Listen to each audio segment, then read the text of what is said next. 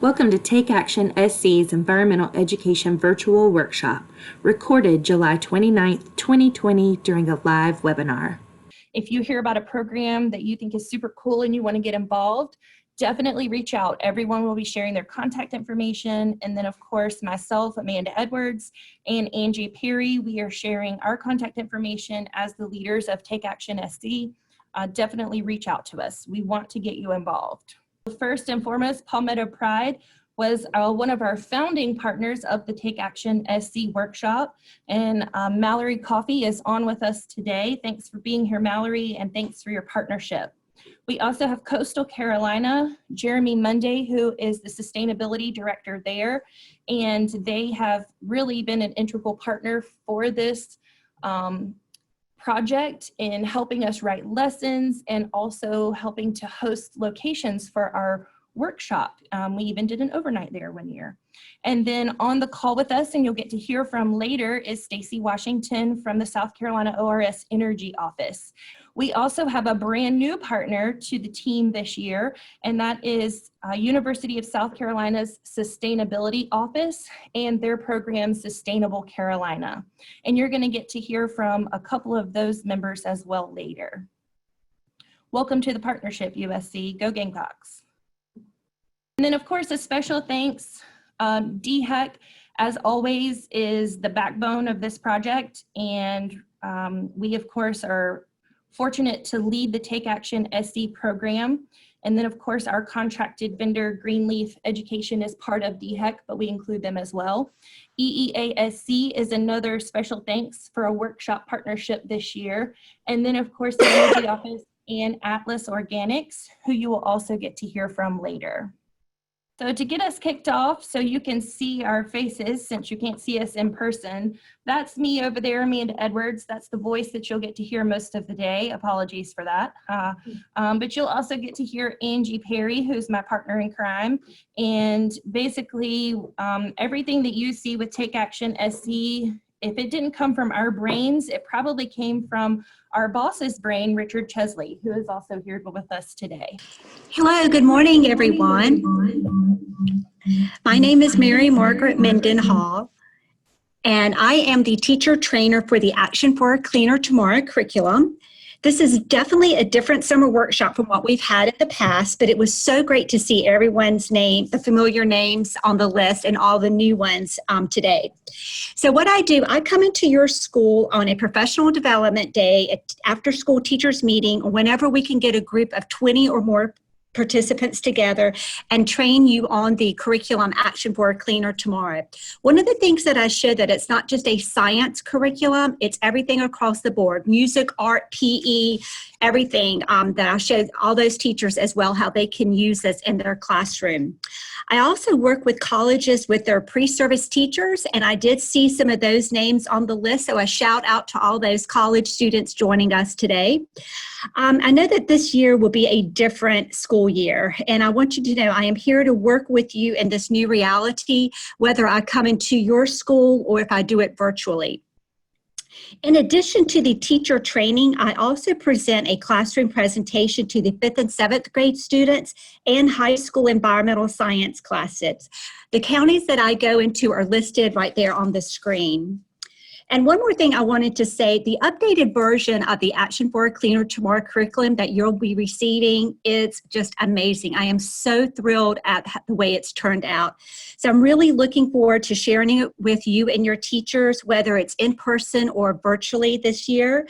So please contact me, and I will definitely be in contact with you as well. Thank you so much, and enjoy the day.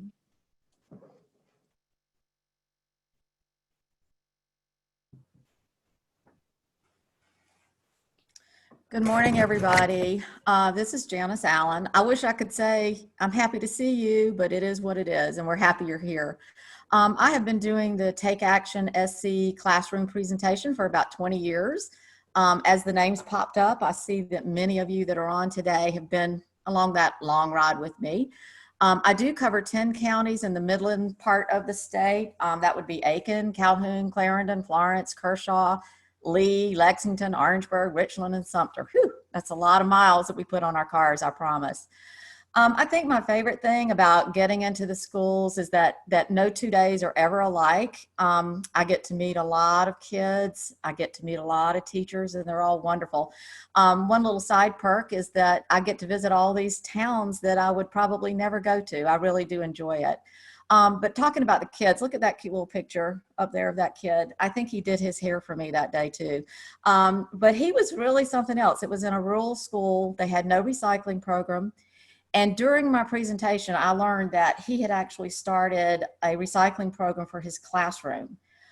He would actually take home the paper, and I believe it was plastic bottles, and put them in his family's recycling bins, and then they would take them to the drop-off site in their county. He was really excited. But look at that shirt. I didn't know this till the very end. He and his mom had made that shirt specifically for my visit. And on the back, it had a tree and a lot of little cute little recycling things on it. It made me really excited. I thought it was great. I was asked to say something about my time off. I don't know if you're really interested, but I play a lot of tennis and I garden. Even in this crazy heat, that's what I do.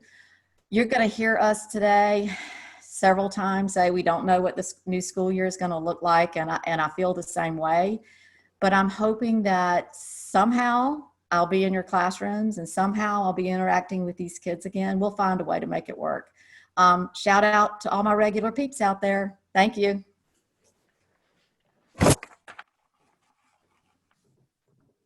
Good morning, everybody. My name is Chris Abel, and I'm one of the educators for the Action in the Classroom program. I've been doing this about 6 years, and like everyone said before me, it's just a great experience every time you come into a classroom. I cover 11 counties in the upstate, and that's Abbeville, Anderson, Edgefield, Greenville, Greenwood, Lawrence, McCormick, Newberry, Oconee, Pickens, and Saluda. And we do go into 5th grade, 7th grade, and high school classrooms and do different presentations for each grade level. I have to say, one of my favorite things that I love about my job is being able to go into a classroom and just see the excitement that the kids get when they interact with these presentations, and just the passion that some of them have when they're talking about recycling and composting and what they can do to help. They've got great stories that they love to share, and they really get involved. Although we might not be able to come into your classroom this year, for a while at least, please know that we're working on all kinds of different programs that we can reach you and your students in your classroom virtually. So we're going to have many different things that we're going to offer starting in the fall. So like I said, if we can't come into your classroom, we're going to find a way to reach you and your students. So I'll be in touch with you all soon, and I'm excited about the programs we have to offer. Happy recycling, everyone. Good morning, everyone. My name is Stephanie O'Rourke. I am the newest member of this team. The counties that I cover, as you can see, are listed. It's Cherokee, Chester, Chesterfield, Darlington, Fairfield, Lancaster, Spartan, Union, and York counties. What I love about this job the most is the enthusiasm, again, of seeing the kids. We do get to see kids of all different ages. And the best part for me is at the end when we have time to have questions and answers and all the interest that they have. Sometimes I end up staying in classrooms for 10 or 15 minutes longer after the end of the presentation just to answer the kids' questions that they have. And that for me is really exciting. Something new always comes up, especially for me, it's new.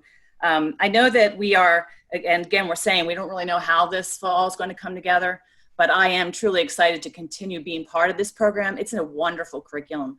The updates that we've done and the videos and things that are going to be involved, everything is just so exciting to be part of it. So I look forward to being part of your classroom in some form this fall, whether it is virtual or in person.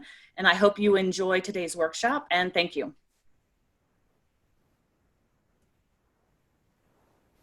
Good morning, everyone. I'm Anita Menda, and I'm one of the Take Action South Carolina environmental educators. This was my second year teaching the Take Action South Carolina in the classroom, and I visit 8 counties. I includes Charleston, Dillon, Georgetown, Horry, Jasper, Marion, Marlboro, and Williamsburg counties. Now, one of the things that I do love most about visiting the different schools is the interaction with students and teachers. And I love it when students ask questions so we can engage in environmental discussions. It's really exciting to me to see these students learning how they can make a difference in their school and home environment. And some of these students actually take what they learn from these presentations, and they take it home to their parents and teach their parents. I just think that's just overwhelmingly wonderful. So whether I present to the students in person or virtually in the fall, I am looking forward to all these different types of discussions.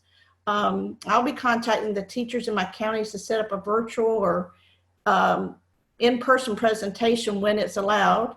You can contact me by the email address on the screen. And I do look forward to visiting each of you. But in the meantime, you can find me riding my bike or walking on the beach. So everyone, please stay well, and I will see you all soon.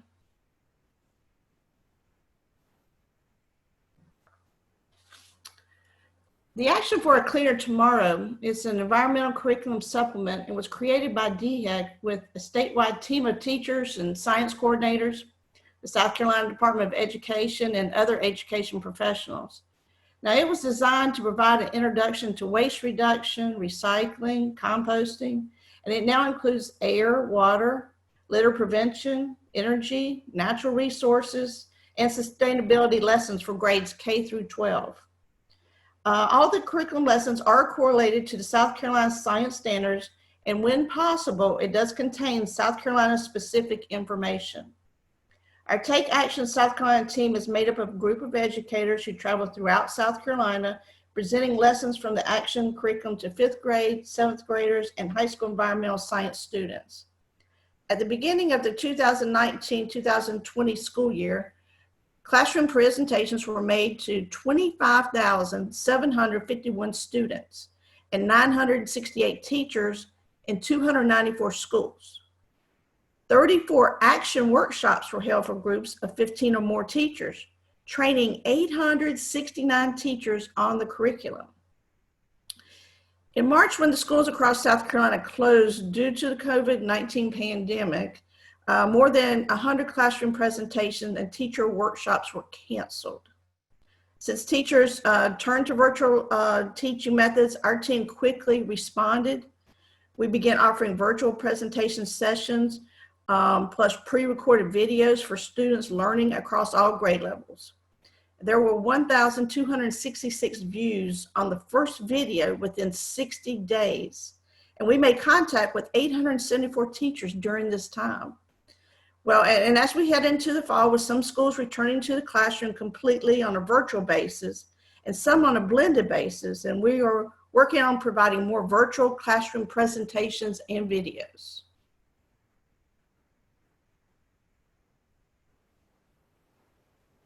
All right, so let's talk about the 2019 School Waste Study. So last year, DHEC, with their Office of Recycling and the South Carolina Department of Education, did a statewide waste characterization study in 6 different schools across South Carolina. We also had the wonderful support of Tanza Thomas, and she's with the Office of Health and Nutrition during this study. So basically, the study was designed to measure all types of solid waste, trash, recyclables, organics, that's generated every day at a school. So we wanted to look at, what are schools generating in one typical day, and then kind of do some studies on that. So what we hoped was to provide the first comprehensive breakdown of waste generation and management in the public schools. Now I want to give you some figures. So South Carolina has about 1,250 public schools, which means we've got 775,000 students and 54,000 plus teachers and staff. So if you look at the sheer number of the schools and the students and the staff, that means that these schools are making a significant contributor to the state's waste stream. So we wanted to get in there and take a look at it firsthand. So if you guys will look in the right-hand corner of the screen, you see all that trash.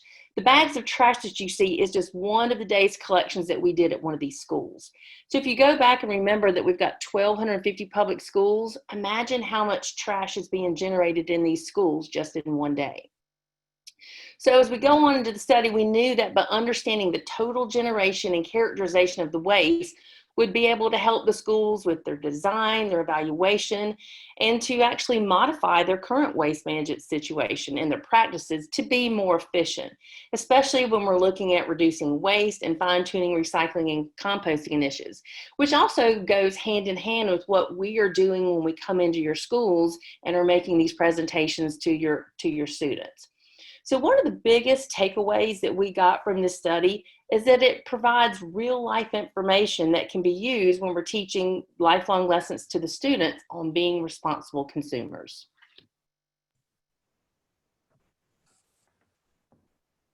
So let's talk about how we actually pulled this off. And by we, I really mean we. So first we had to talk to the staff and make sure that they understood how this was going to work and that they were buying into it, because it was so important to have their cooperation. I'm going to tell you, we could not have done this without the custodial staff and the cafeteria workers. They were really great. So we also had to take time to learn about the programs that the schools already had in place, like their current recycling and composting programs. So on the day that this started, the students were asked to take all of their lunch tray trash and the trash from their lunch boxes and place them in basically trash cans with liners. And then the custodians took the bags of trash, the bags of waste, out to the back of a truck that we had put there the day before, instead of putting it into the dumpsters. So we needed to make sure that we captured all of the waste. This was important in a 24-hour period to get realistic numbers from this. So now the fun stuff. We would show up the next morning. Not every day you go to work and get to dumpster dive, but that's exactly what we were doing. We sorted through pounds and pounds of trash. I know it sounds crazy, but we were excited to do it. And I mean, we had prepared for it. We were ready to go. We literally went through the trash bags piece by piece, literally, and sorted everything into labeled bins. We weighed the bins, and then we took pictures of them. Up on the top right of the screen, you can see the different categories. This is how we sorted the trash. That polystyrene, that's basically styrofoam, that number 10, but you can see all of the bins we had to put the trash in. Just be happy that webinars have not learned how to do scratch and sniff yet, because it was pretty smelly. Anything that we found in there that was recyclable got removed. We conducted sorts, as Chris mentioned. We did one elementary school. We did a charter school that was K through 12. Then we did 2 middle schools and 2 high schools. Here's what we found out. Schools in South Carolina make a lot of waste. I'm going to throw a number out at you. I hate numbers, but here you go. Listen to this one. We produce in the schools every single day 387,500 pounds of waste every day. 387,500. That is a lot of trash. Most of the waste that was generated at the schools, could be prevented simply by being conscious about waste reduction, doing some recycling, some composting, and share tables. One of the most eye-opening things as we were going through this trash for me was how much food was actually wasted. That is your biggest opportunity right there to reduce the amount of waste that you're having at your schools. Overall of the schools, the amount of unwanted food that we were finding, the wasted food, was anywhere from 32 to 55% of their waste. This included things like, sadly, you can see it in the pictures, unopened milk, unopened juice, fruits, those little bags of cookies and things of that nature. In the cafeteria, it's a great opportunity to make that a learning situation for your students. That food waste is really eye-opening. Share tables are the quickest and most easy way to reduce food waste. Raise your hand if you would on the little button if y'all actually have share tables in your schools right now. And if you're not familiar with them, we'll talk about them a little bit. 2 of the schools in this study had share tables already in place. One was just piloting a program.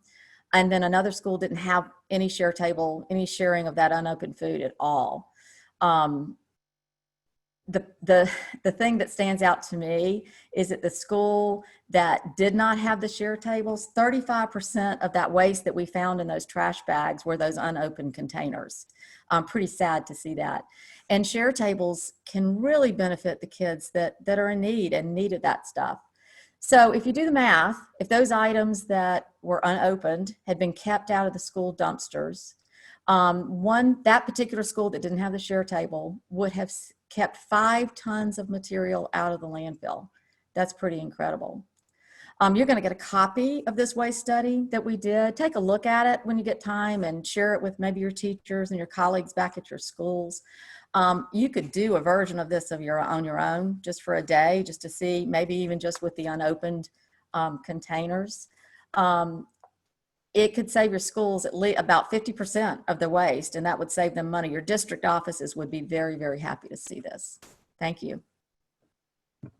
We're going to get into the first lesson of the day, the economics of recycling. So before we get started in that lesson, let's do another poll to see how much everyone knows.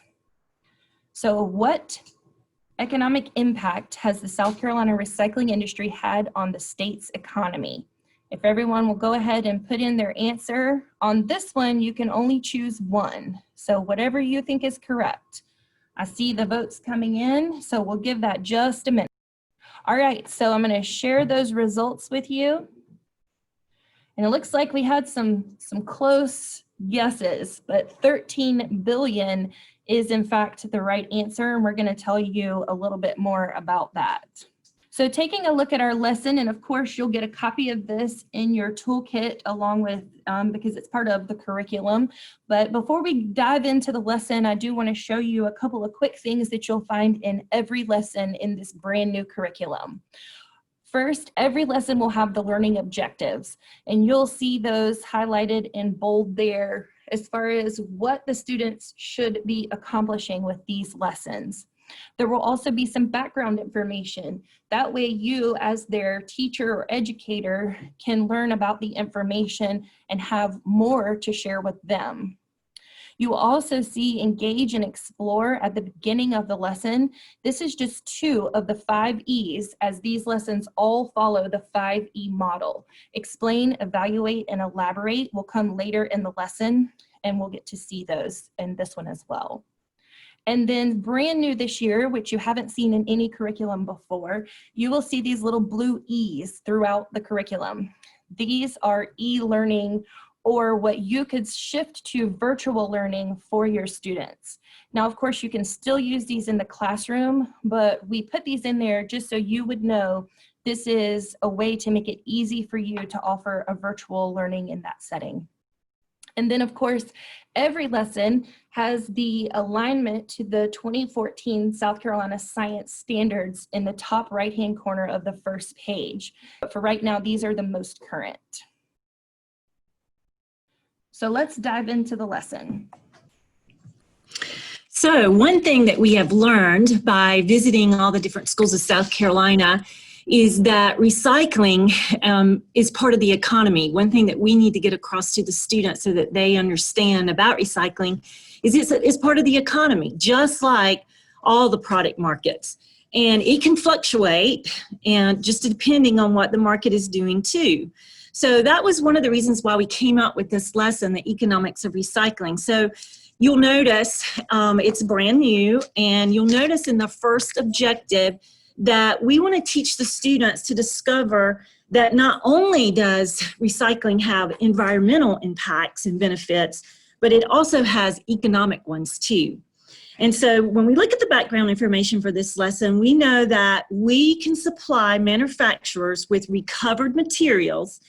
What does it do for them? Well, all of us. It conserves natural resources, it reduces air and water pollution, it saves energy because of what's associated with the extraction and processing of like a raw material. But beyond that, those environmental benefits, it also converts waste into valuable raw materials, therefore stimulating the economic development. And what does that do? It creates jobs, it generates tax revenue and income for businesses, and also for local governments from the sale of recyclables. So what we wanted to do is get the students to understand that recycling markets are controlled, of course, as you and I know, by the same laws of supply and demand that control markets for everything, from groceries to cars, whatever the product is, it's supply and demand, right? So fluctuations in supply and demand can cause the prices to soar high one day and then plummet the next day. And we all have seen that, of course, over the last couple of months with this pandemic, right? So the lesson looks at the laws of the supply and demand and boil them down to like 3 simple concepts. And of course, you and I are familiar with these because we have the practice of doing these things. But one of the things that this lesson is trying to get the students to understand is that, of course, when you're the buyer, you like to buy more when the prices are low and buy less when the prices are high.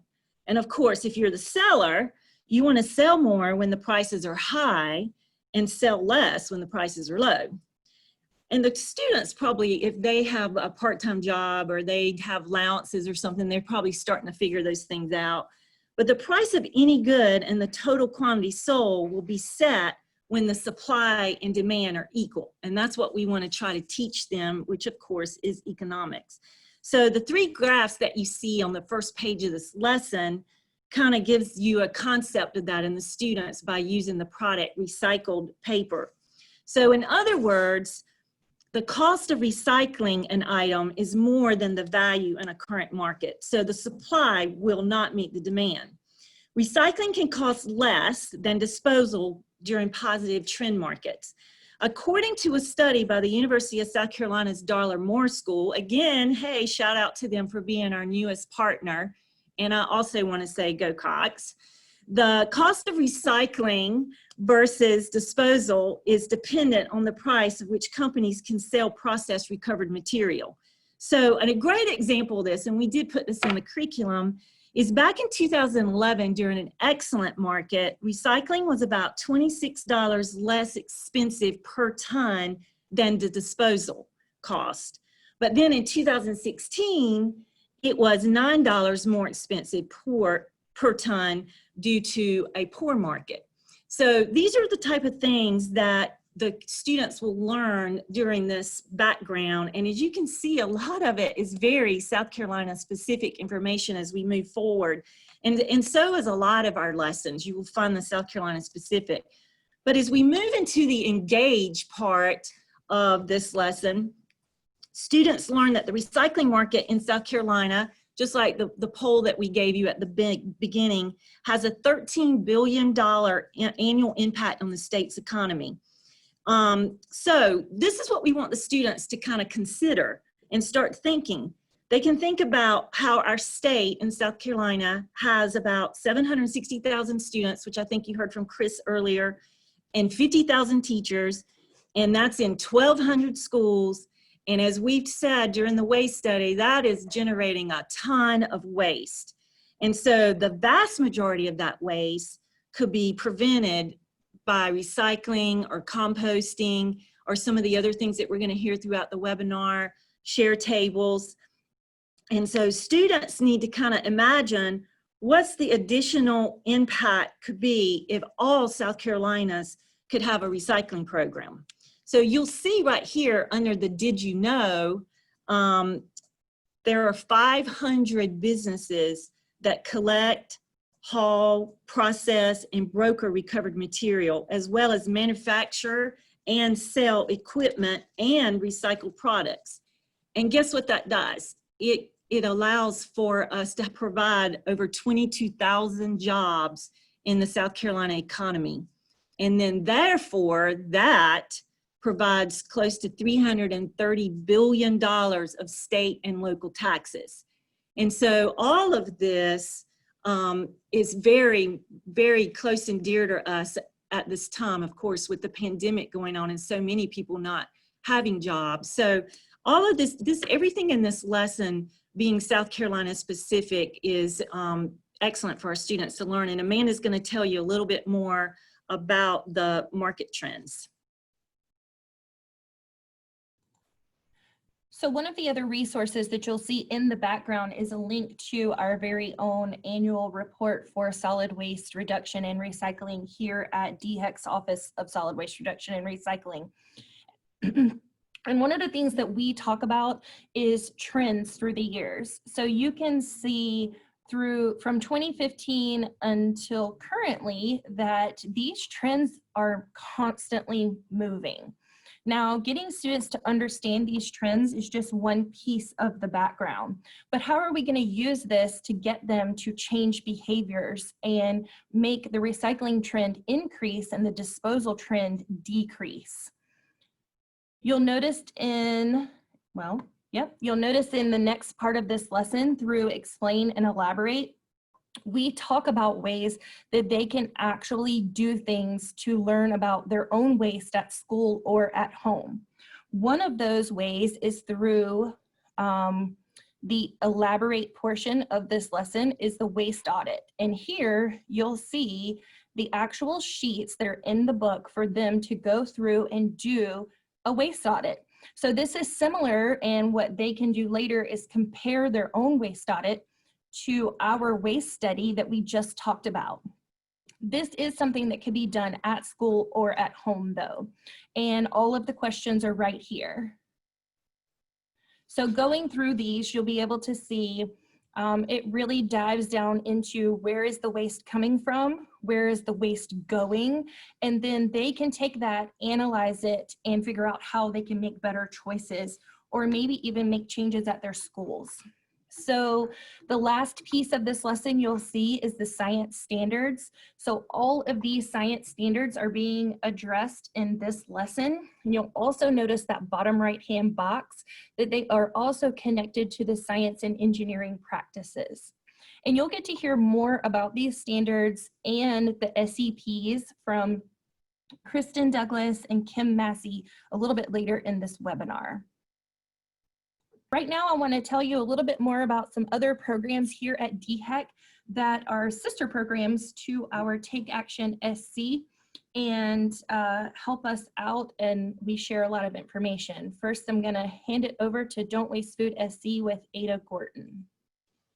Good morning, y'all. So as Amanda said, I'm here to talk to you about Don't Waste Food SC.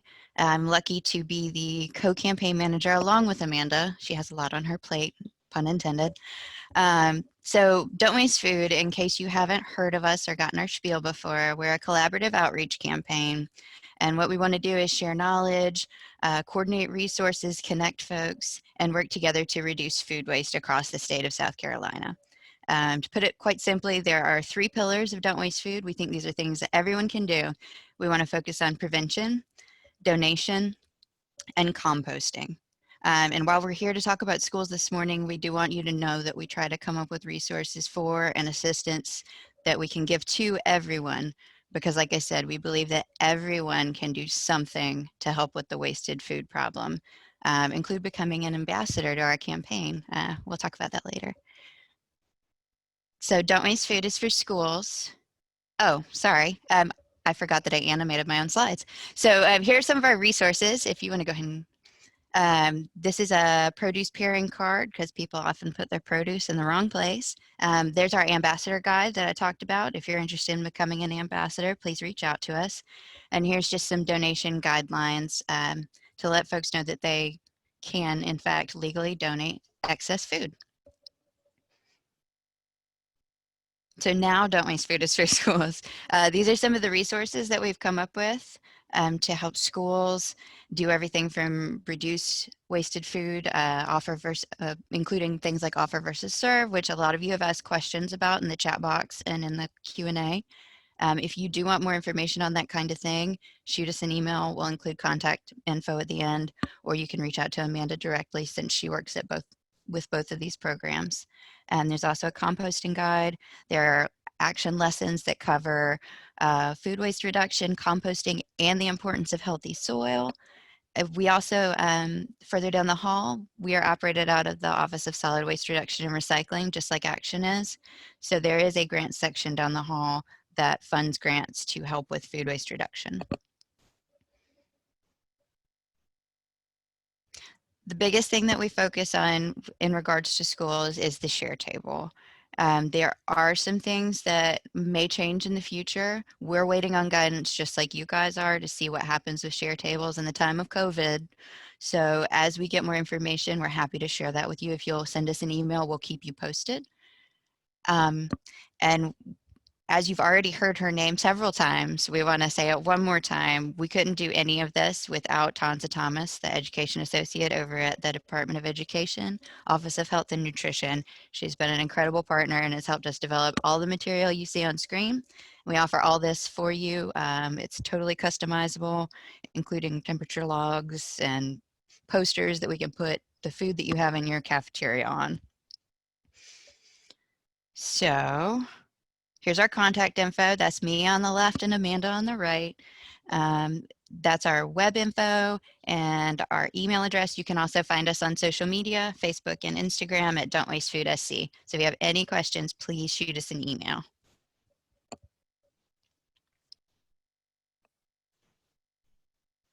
Hi, everyone. My name is Alex Miller, and I'm also with SCDHEC's Office of Solid Waste Reduction and Recycling. I manage the Recycle Right SC campaign. So what is the Recycle Right SC campaign? It's a statewide education campaign to encourage all residents to recycle right wherever they are in the state. So how did we get to this campaign?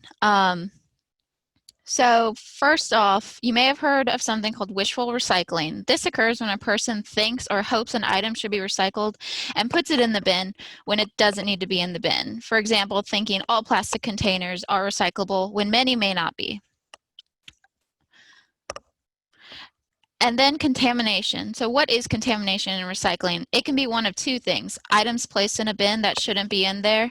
For example, the plastic containers again, or putting items that are accepted for recycling, but they are prepared incorrectly. So leaving food residue in containers or liquids.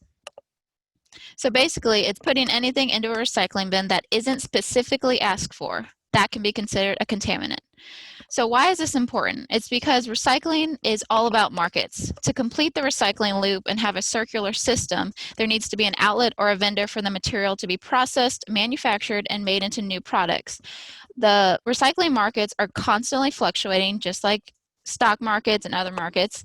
And in the past few years, recycling markets have been down, and in large part, this is due to contamination. So the goals of the campaign are pretty simple. Encourage residents, educate the public, and promote the economic and environmental benefits of not only recycling, but also waste reduction.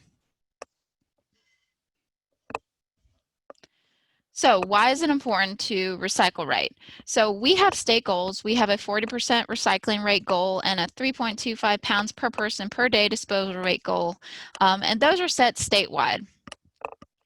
And it's also, recycling correctly is also important to provide clean, usable material for the recycling processors and to help recycling programs save money and time. So you may have seen these flyers before. They were part of the Recycle More SC campaign. So the Recycle Right SC campaign is actually moving in place of Recycle More. So we revamped these flyers. So you may see these coming up. More local governments are starting to use them. So Recycling's Dirty Dozen, never place these 12 items in your recycling bin, and what can recycled items become? And in addition, we've also created 2 new informational cards. Recycle Right SC, it explains what it means to recycle right. The front is English, the back is Spanish, and then what is contamination and how to prevent it in terms of recycling. All of these are available for download. So these are just a few examples of how the counties and cities are implementing Recycle Right. No food, no liquids. The previous these are billboards, one in Richland County, one in Beaufort County.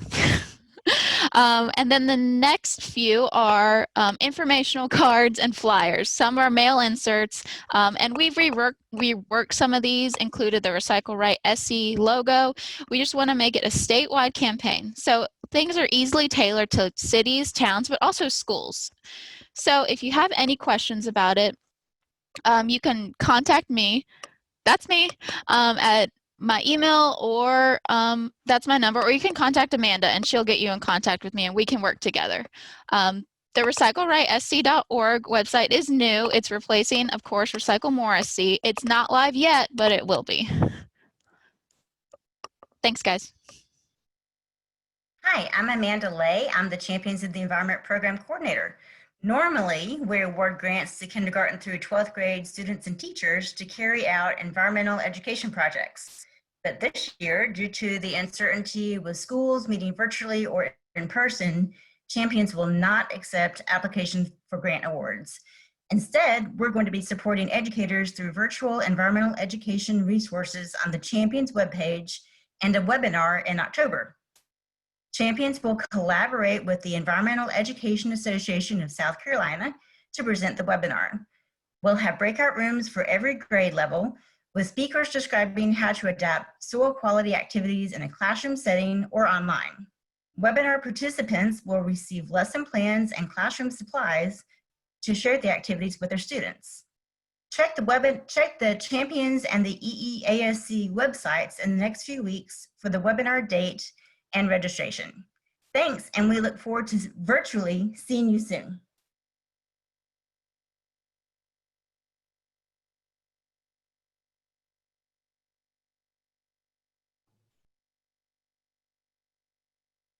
Lauren, and I work in the Bureau of Air Quality at DHEC, and I am the coordinator for the Breathe Better program anti-idling campaign.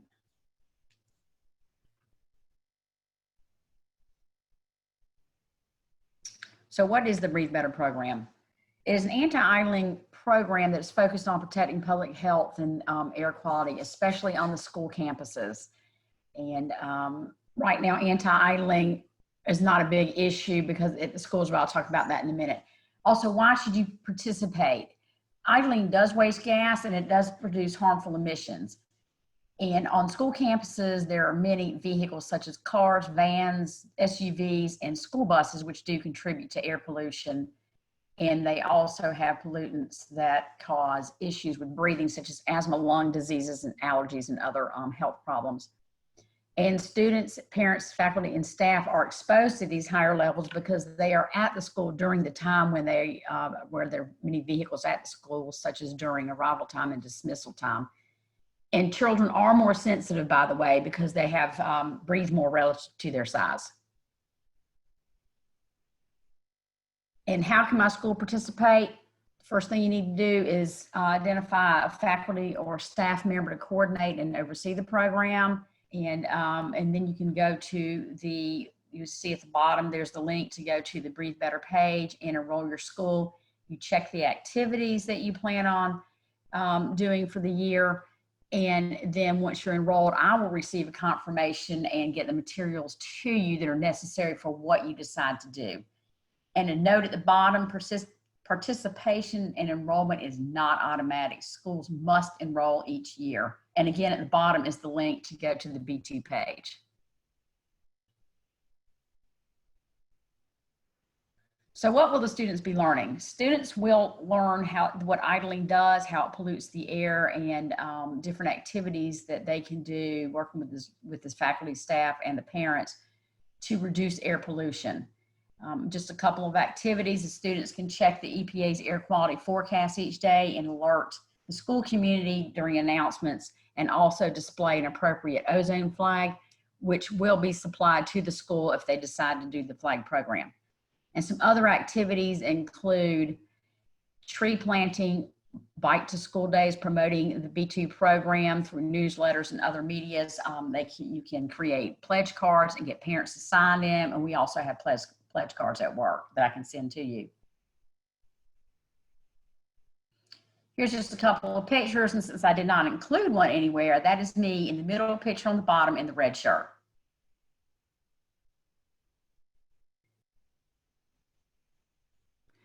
And just a side note, since students cannot go and collect the data for the school, the vehicles that are idling right now, other activities are fine as well, and I will work with the schools.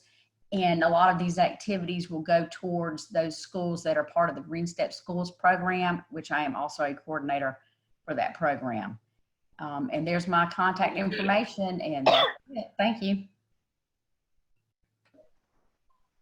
Good morning, everyone. My name is Stephanie Vandiver, and I administer the recycling education grants here at DHEC.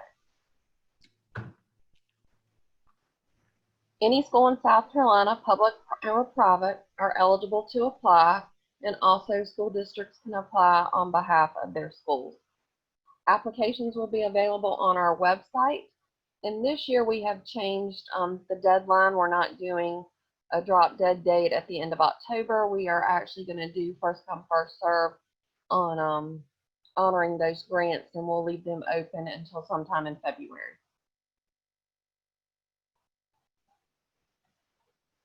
Maximum award of $1,500 will be available per school. And the categories are the same as they have been in the past, with one addition this year for supplies for virtual lessons from the Take Action SC curriculum. Since we don't know exactly what school's going to look like, we wanted that option to be out there for all of you.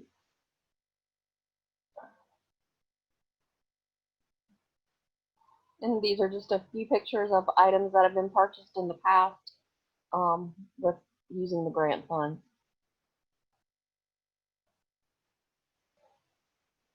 And there's that share table that we've talked about a few times today. We're going to get to dive into Get Current on Energy, but before we do, you see the quick poll box. So let's do another quick poll and test your knowledge. Which energy source was first used in South Carolina to make electricity? This source does not pollute the air, and it provides 20% of the electricity in the United States.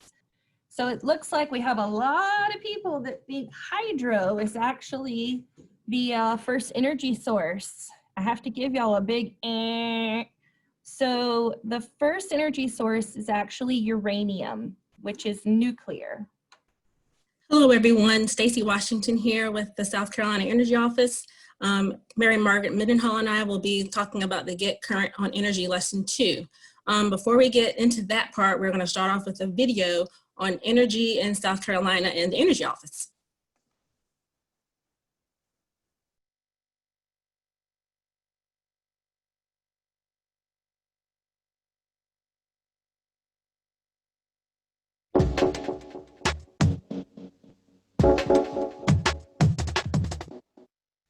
The State Energy Office serves as the main energy planning organization for South Carolina.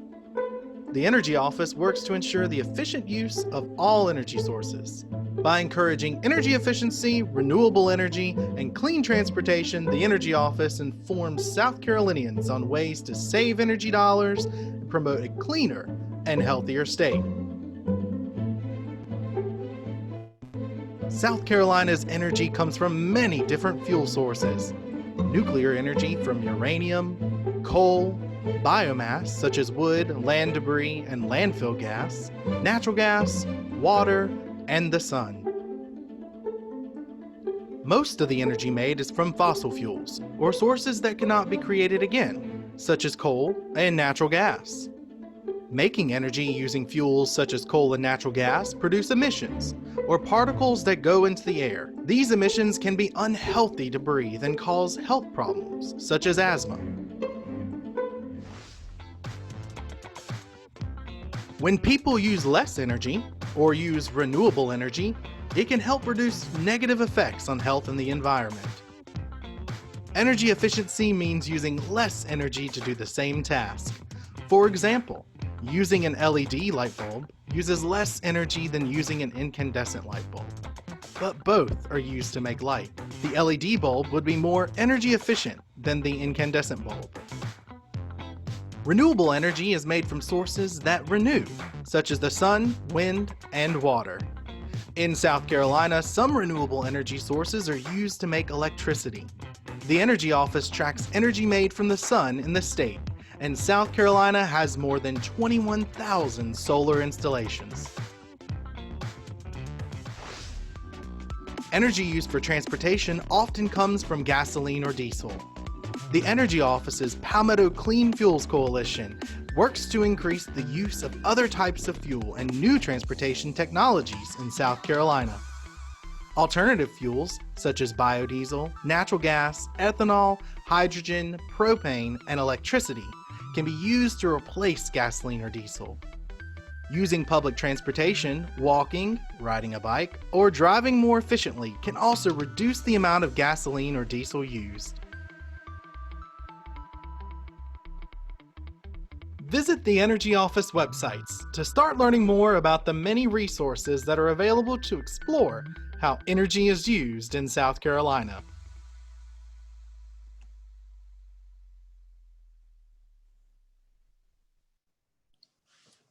That was a great lesson video showing how energy is used in South Carolina. The Get Current on Energy lesson discusses energy with several great hands-on activities. Underneath the title are the learning objectives, which describes what the students will learn after completing the lesson about conductors and insulators, conserving energy, and the forms of energy and the energy sources. And the background giving us more in-depth information on energy. In this lesson, there are several great e-learning opportunities for you and your students. In the Engage and Explore sections, you can see the e-learning symbol where your students can virtually watch the videos. As I mentioned earlier, it's not just a science curriculum. You will be able to tie in literacy by reading or watching the book Energy Island about how a community conserved energy and used the wind to produce energy. One of the experiments in this lesson is on conductors. You can do this activity with your students in class or online by watching the video Get Current on Energy, which we're getting ready to watch right now. Hello everyone. The lesson that we're going to look at is called Get Current on Energy. This lesson discusses the 10 energy sources, ways that you can conserve energy at home and at school, and about conductors and insulators. The activity that we're going to look at is on conductors. Conductors are any material that allow the flow of energy, whether it's heat or electrical, to move through an item easily. In this activity, we're going to discover how different types of materials, the metal, the plastic, and the wood spoon, conduct heat.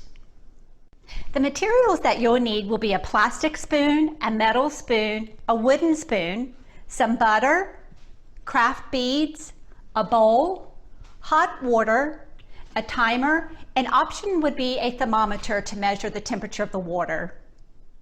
To begin, I've already put my butter and my beads in my bowl. I'm getting ready to pour the water in, but before I pour the water in, which spoon, the plastic, the metal, or the wood, do you think is going to make the better conductor? Okay, I'm going to go ahead and pour the water in.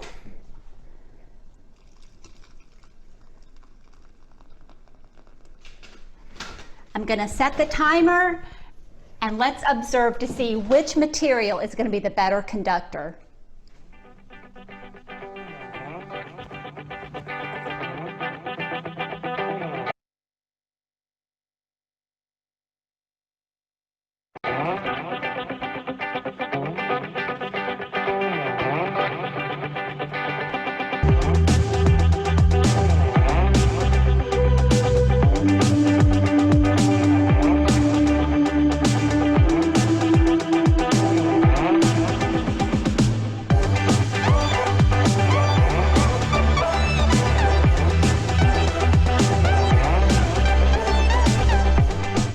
There we go. So we can definitely see, I'm going to hit stop, that the metal spoon made the better conductor of heat.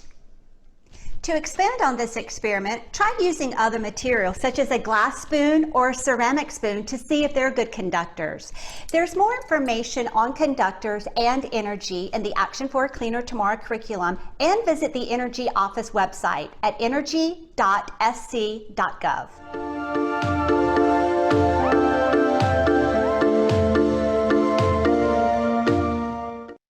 Well, hello everyone, Stacy Washington again. Another one of the extension activities in the Get Current on Energy lesson is with an energy stick. It's about how you can turn your body into a human conductor of electricity using this stick. The Energy Office is providing these energy sticks to everyone in attendance today, so you'll have that in your packet in the mail that you receive after the event. So what is an energy stick? The energy stick looks like a plastic tube with jumbled up wires inside and 2 silver bands at each end. Those silver bands are actually electrodes, and the wires on the inside of each sensing Inside are sensing circuits, a tone generator, and a sound transducer with a battery and LED lights. By using the stick, your students will have a hands-on approach to learn about open and closed circuits, conductors and insulators, and how electrodes work. Now, let's talk about the activity. Everyone forms a circle in the class and they hold hands. The circle is like a circuit.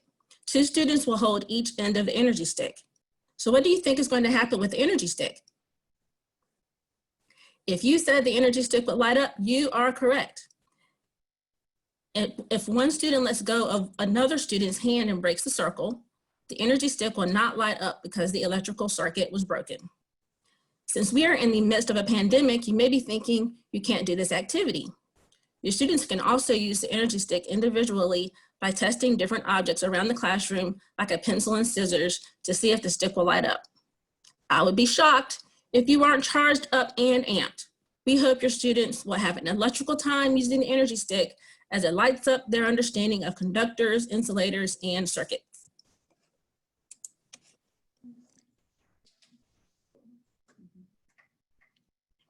Stacy, thank you so much. I just want to let y'all know several things. One, we did have an electric time yesterday playing with that energy stick. And yes, we did use hand sanitizer after we played with the energy stick. I know the students are going to have so much fun learning about circuits and having a great time playing with it around the classroom. The third extension activity is one of my favorites of this lesson. It is on the 10 energy sources. It is the What Am I wall card game. And if you attended our summer workshop last summer in Clemson, we actually did this as a large group activity. On the screen, on the left-hand side, you see the 10 energy sources. And on the right side is one of the energy fact card clues. This one is like energy fact card 10.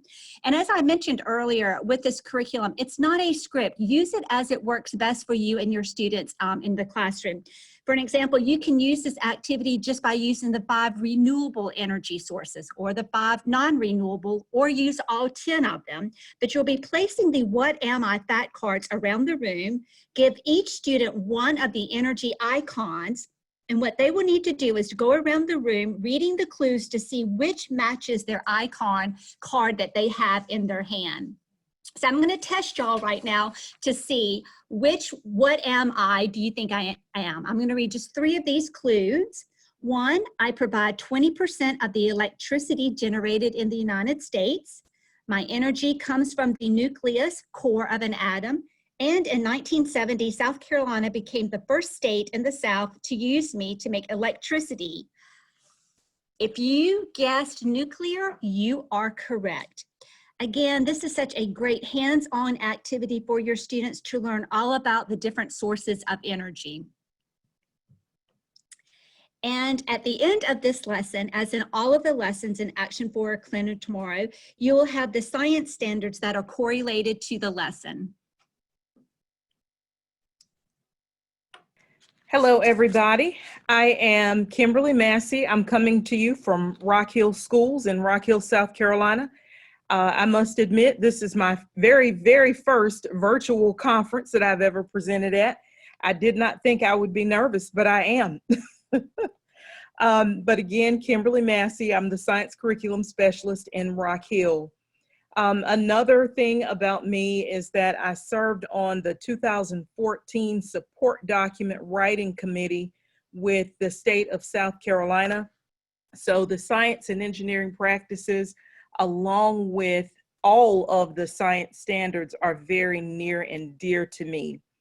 As you see on the screen, here's some contact information if you have further questions after this presentation. Next slide, please.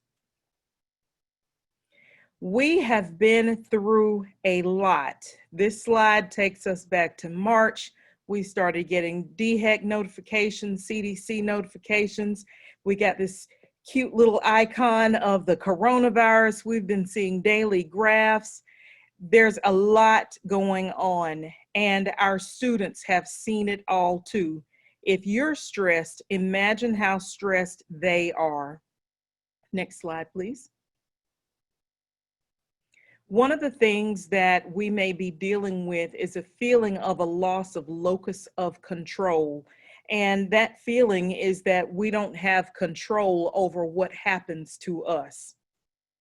Next slide, please. We may also be dealing with a sense of a loss of identity. Our faces are what make us unique. And with covering our faces with face masks, we may feel, or our students may feel, a loss of their identity. But there's no rule that we've all got to wear the same face mask. So we have a choice of that, and that can kind of reveal some of our own very unique personalities. Next slide, please. I included this list of feeling words. They are from englishstudyonline.org. We are feeling lots of different things. Our students are feeling lots of different things. Take a few moments and look through this slide and see if you can identify some of your feelings. I mentioned to you at the start that I'm a science curriculum specialist. I'm not a psychologist, and to a degree, I'm presenting a little bit out of my area. But earlier in the summer, I heard a presentation by the South Carolina Department of Education, and they were talking about the need for social and emotional learning that would take place this coming year. Our students have been through a lot. They're experiencing the loss of locus of control.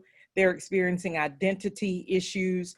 We see every single day, we see the number of cases rise. We see the number of deaths rise.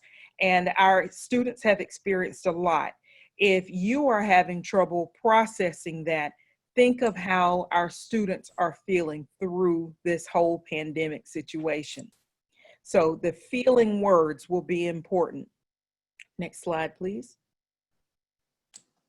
So when we say social and emotional learning, SEL, it's the process through which children and adults acquire and effectively apply the knowledge, attitudes, and skills necessary to understand and manage their emotions, to feel and show empathy for others, to set and achieve positive goals, to establish and maintain positive relationships, and to make responsible decisions. The state of South Carolina has developed a website, and that website is selforsc.org. selforsc.org. As you take a look at this graphic, you see that there are 5 areas of social and emotional learning, or social and emotional care. Again, as a science instructional specialist, I worry when I hear about the need for social and emotional care that this will cause science education to take a back seat.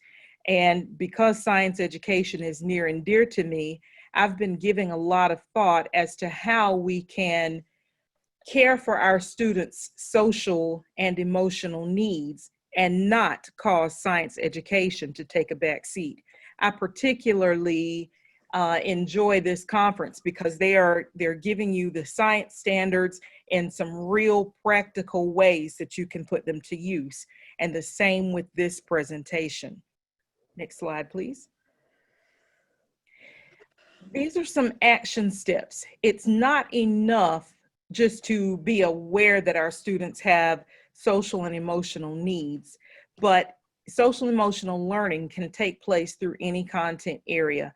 I'm sure many of you are more creative than me, but in English language arts, students can journal. They can take place in discussions about their reading assignments. They can use some of those feeling words from the previous slide. In math, they can analyze real data. I've just heard some conversation about the amount of waste and recycling. So those are math lessons that you can use to care for your students socially and emotionally. In social studies, we can celebrate diversity. Through the arts, students can make a collage of their feelings. And in science, we can incorporate many different types of hands-on activities. Next slide, please. These are the science and engineering practices. They are asking questions and defining problems, developing and using models, planning and carrying out investigations. When you look at the science standards document, you will see the science and engineering practices interwoven in every single indicator. In 2014, when the science standards were rewritten the last time, they're being rewritten again now, but in the last rewrite of the science standards, we interwove the science and engineering practices. You see this language. You do not see the Bloom's taxonomy language. You see the language of the science and engineering practices. Next slide, please. So when we think about the science and engineering practices and we think about these 5 areas of social and emotional care, I want everybody to start thinking about how we can put those together. So we've got the area of self-awareness, self-management, relationship skills, and responsible decision-making, all of those interwoven. Next slide, please. So some practical ideas. One practical idea is to have students make freehand folded designs from paper. Teachers, you can specify certain criteria for your students on their freehand designs. You could give them paper, they've got to fold it, they've got to make a cup. Maybe the cup has to support at least 3 pencils standing up. You could also give students specific instructions to make origami designs from folded paper. And something like this helps to build self-confidence, it helps to build problem-solving skills, and it can also help students with impulse control. As far as the science and engineering practices, it helps students to ask questions and define problems. So you've given them the paper and you've given them the task. They've got to figure out how to define that task and how to solve the problem. Plus, they are building a model. Next slide.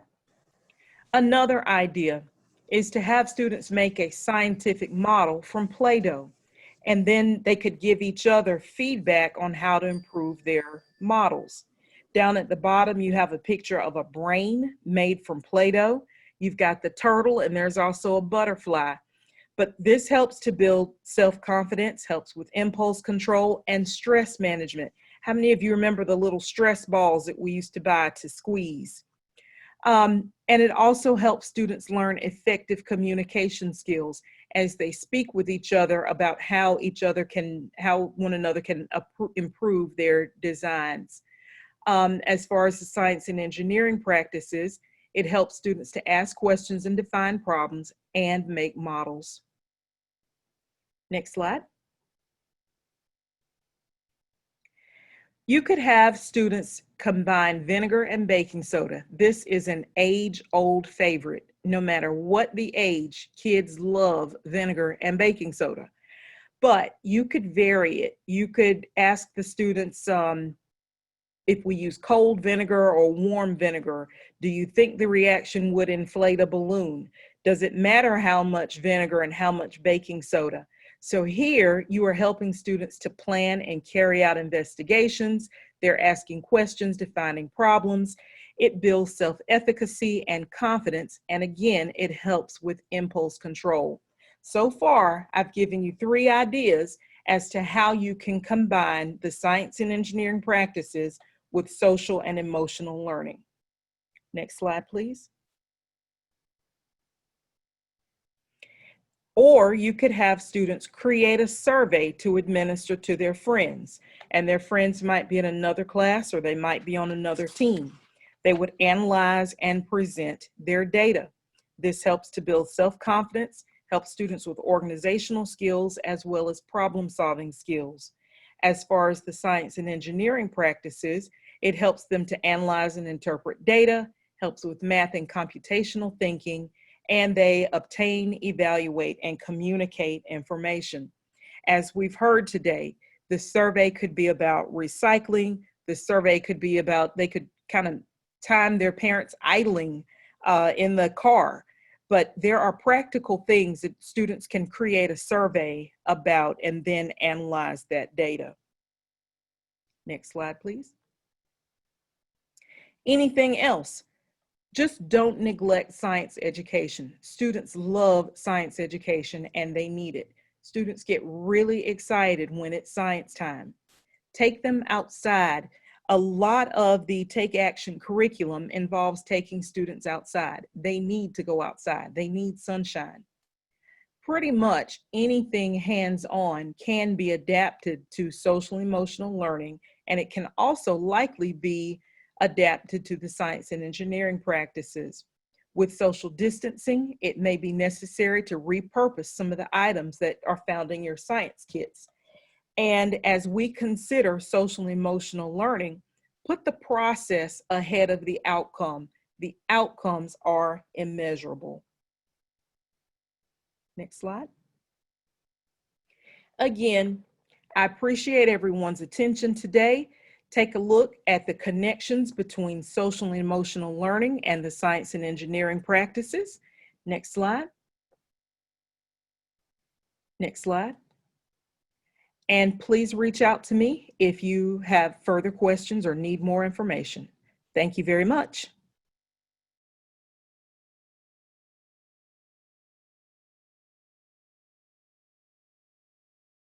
Hello, I'm Kristen Douglas, and I am privileged to have this opportunity to talk with you today about this fantastic resource for teachers, Action for a Cleaner Tomorrow curriculum supplement. When I was in the classroom, I always looked forward to our special rock star science guest teacher who came to work with my 5th graders on one of my favorite lessons in this supplement, My Bag. This lesson really impacted my students. When they would reflect on the end of the year and the experiences that they had in the 5th grade, they would always share about that recycling lady, which was one of their most favorite days of the year. So I'm excited to share this supplement with all of you today.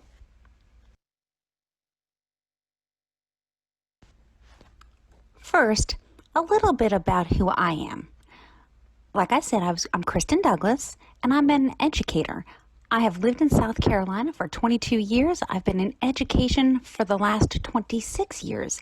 In the last 11 years, I've taught grades 3 through 5, either special education in a resource model or 5th grade general education teaching math and science. I've taught 6th grade through 8th grade in a self-contained special education setting, all subjects. I have 2 boys who keep my husband and I very busy and usually near a baseball field.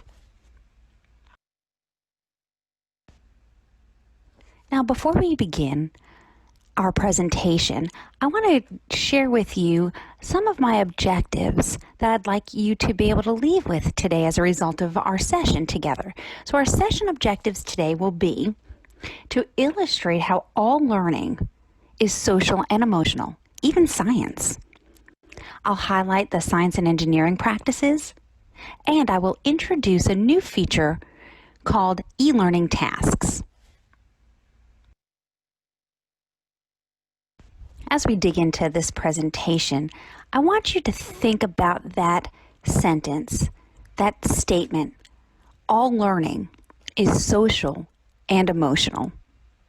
Now, CASEL, which is the Collaborative for Academic, Social, and Emotional Learning, has identified 5 competencies of social emotional learning, and they are self-awareness, self-management, social awareness, relationship skills, and responsible decision-making. As educators, we know that to effectively educate a child, we need to address the whole child.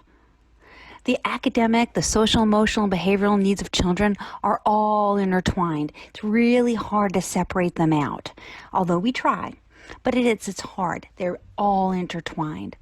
So social emotional learning is not just one more thing that teachers need to teach. Teachers need to teach social emotional learning skills through their content.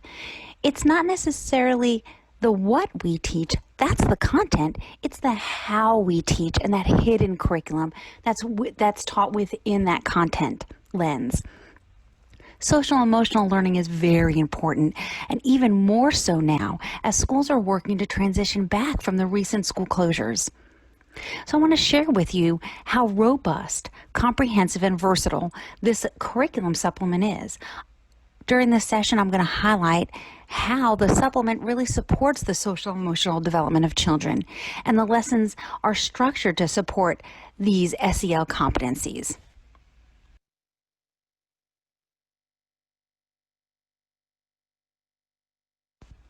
As I go through these 5 competencies, I'll share some lessons that really exemplify how these competencies, these social emotional learning competencies, are embedded and intertwined within the lesson. Now, these are just examples. All the lessons really have been planned with a lot of intention, and they can address lots of different competencies, all 5 of them in some cases. So the lessons in the supplement can address a number of the competencies. I'm just going to highlight a few. For example, like this lesson here that you see, depleting our resources, really hits the self-awareness competencies, and it's through the activities that you will find in like the engage and the explore sections. These activities ask students to share their thoughts and values and respectfully listen as others share as well. This is not the only lesson that addresses self-awareness, and really anytime you ask students to think about how they feel about a topic, you're encouraging and practicing that self-awareness skill.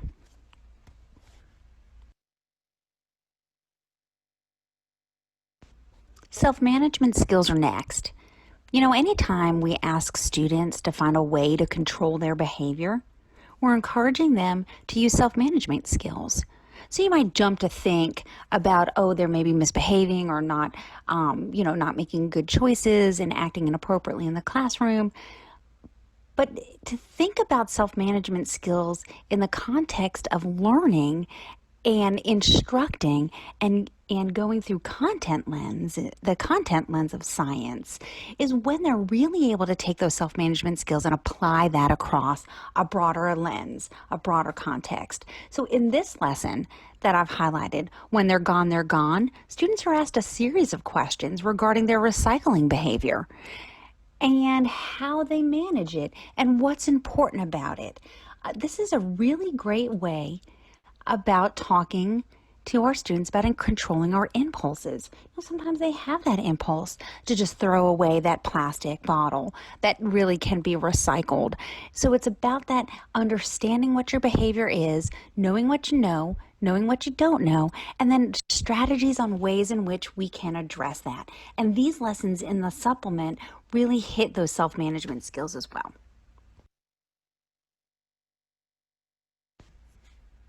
Social awareness, that's a skill that really involves taking on the perspectives of others and respecting the diversity of who we are and how we think and how we feel about things. And there's really no better way than to really look at science to really address those social awareness skills. There's so many lessons in this supplement that really guide the students through these social awareness skills. I've highlighted one, the economics of recycling, a valuable lesson, because this lesson guides the students through how the community is impacted through behavior of recycling and what the financial impacts of that behavior is and how that impacts the community as a whole.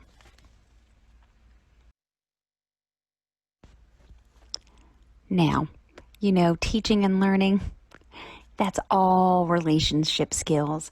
Relationship skills really taught throughout the day. So there is not a surprise that we can pick out some relationship skills throughout this supplement. I've highlighted all wrapped up, and let me tell you why. These relationship skills are taught through cooperative group work, pair work, think, pair, share, learning how to effectively communicate information to others. This lesson, all wrapped up, is just one of the many lessons that have students engage their relationship skill building through this task of learning.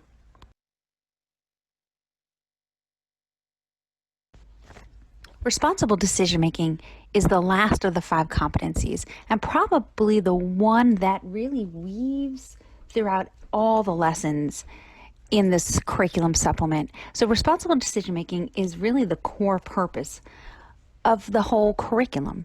As educators, we really do empower our students to make responsible decisions by providing them access to robust content material and access to lots and lots of practice making these responsible decisions. Every piece of litter counts is one example. It's really a prime example of how students can put their decision-making skills really into practice. So to wrap this section up, remember that all learning is social and emotional. We don't have to teach these skills in isolation. These social emotional competencies can be and should be taught within and throughout the context of the content that you're teaching. Which brings us next to the science and engineering practices. These science and engineering practices, or better known as SEPs, have been part of the 2014 science standards, and teachers have been working very hard to figure out ways in which they can embed and intertwine these SEPs into their science curriculum. So the SEPs are woven into all of these lessons, just like the social emotional competencies. And by being intentional with the lesson structure, you will see how this content lends itself very easily to incorporating the SEPs. So let's spend a few minutes looking at how the curriculum supports the development of the science and engineering practices with different lesson examples, similar to what we did with the social emotional competencies. So first, just a quick review of the SEPs.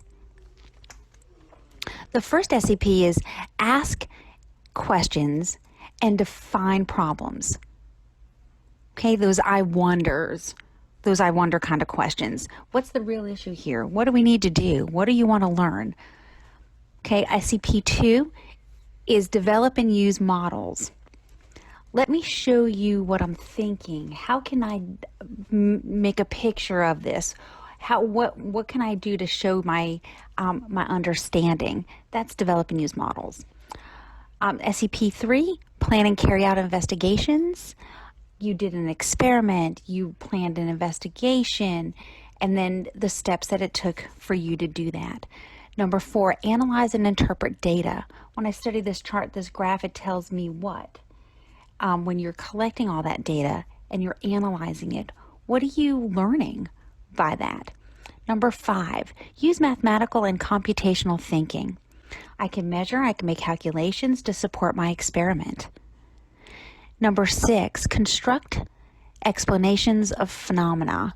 So after studying this, I think it's caused by, or this is the conclusion I've come to. That's number 6. Number 7 is construct a scientific argument.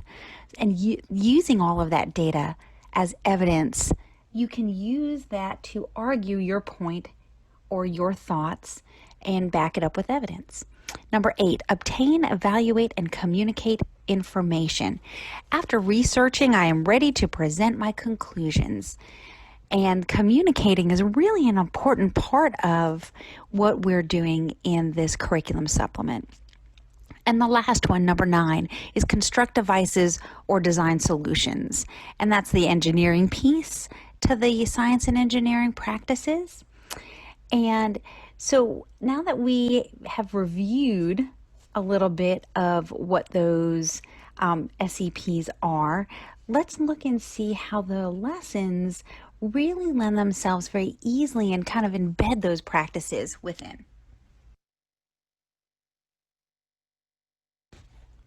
So I have 2 examples here, depleting our resources and all wrapped up, and you've seen those lessons before when we were looking at some of the social emotional competencies. But I wanted to show you really how versatile this curriculum really is, that it's, just by the content in itself and the way that the lessons are structured, that we're really hitting a lot of different pieces and parts.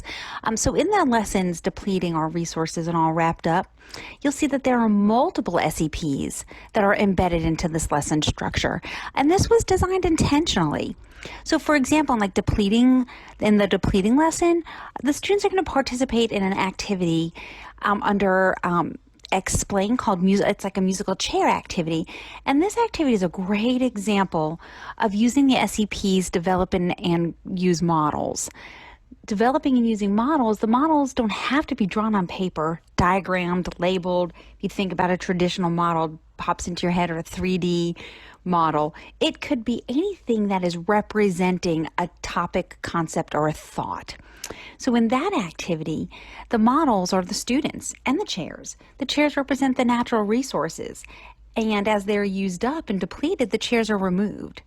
And everyone who's remaining in the game, as more and more students are added, that is simulating and modeling the growing population. So as the students must share their chairs to demonstrate increasing stress on the diminishing supply of the natural resources, this is really becoming a living model for their students.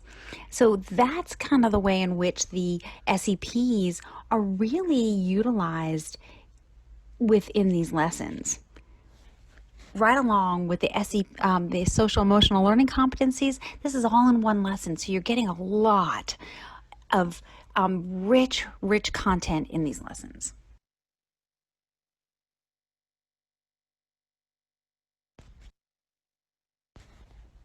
So I really would like to close with how adaptable this curriculum really is. So let's highlight it one more way. So think about in our new now that we're having to learn how to teach and learn in, we really need access to more technology-rich lessons and activities that are geared toward e-learning or maybe real easy to adapt to an e-learning format. So I want to share with you just how adaptable this curriculum is. So you'll notice throughout that there is this e-learning symbol near activities or entire lessons where you will see that these lessons are designed intentionally to be able to be adaptable. So these are the ones that stand out for me right now, the ones that have the little E in the blue circle. But really, the good part about this curriculum is that it's very, very versatile. And you can really do a couple little tweaks here and there, and it is ready to go online. So now you have this robust, standards-based science lessons that are ready for e-learning should you need that format for your lesson delivery.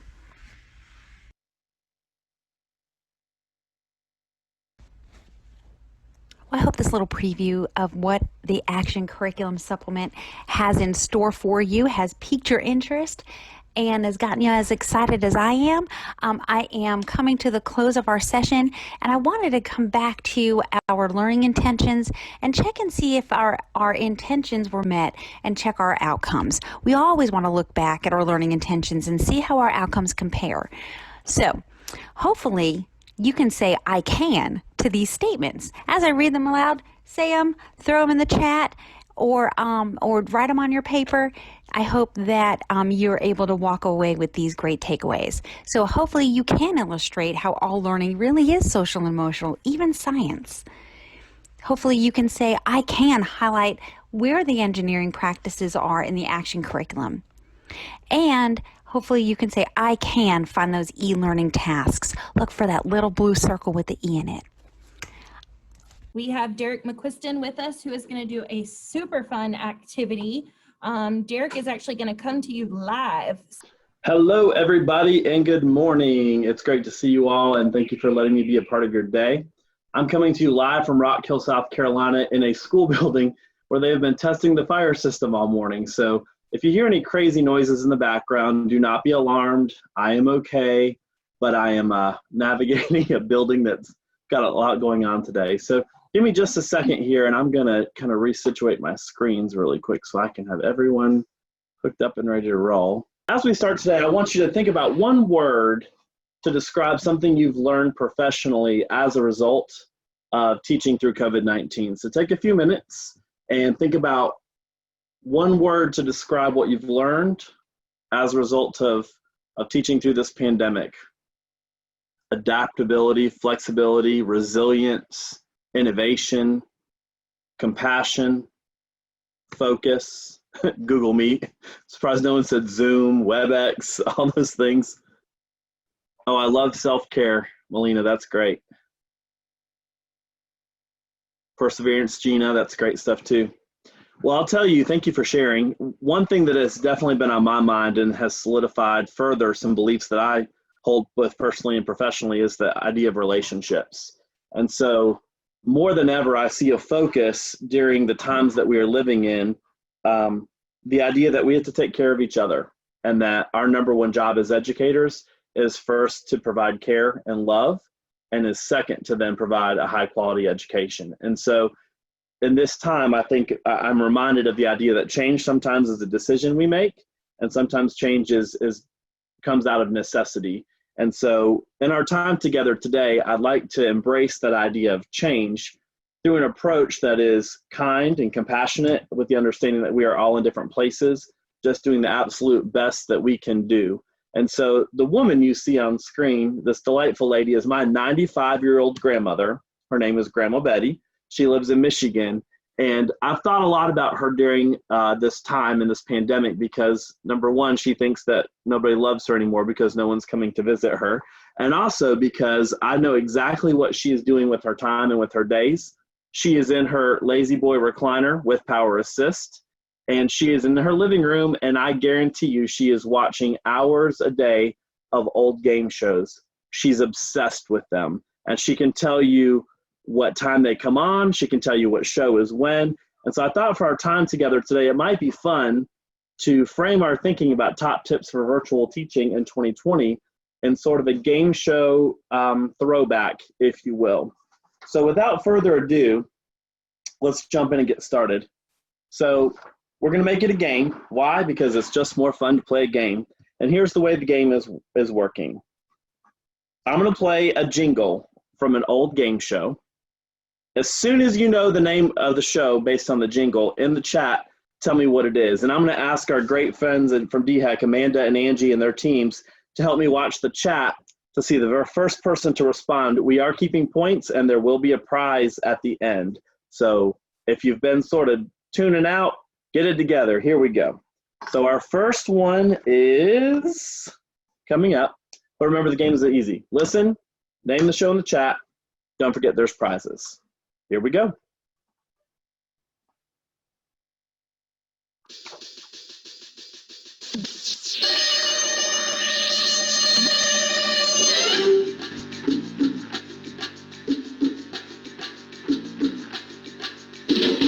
Nicole, I think, is our winner.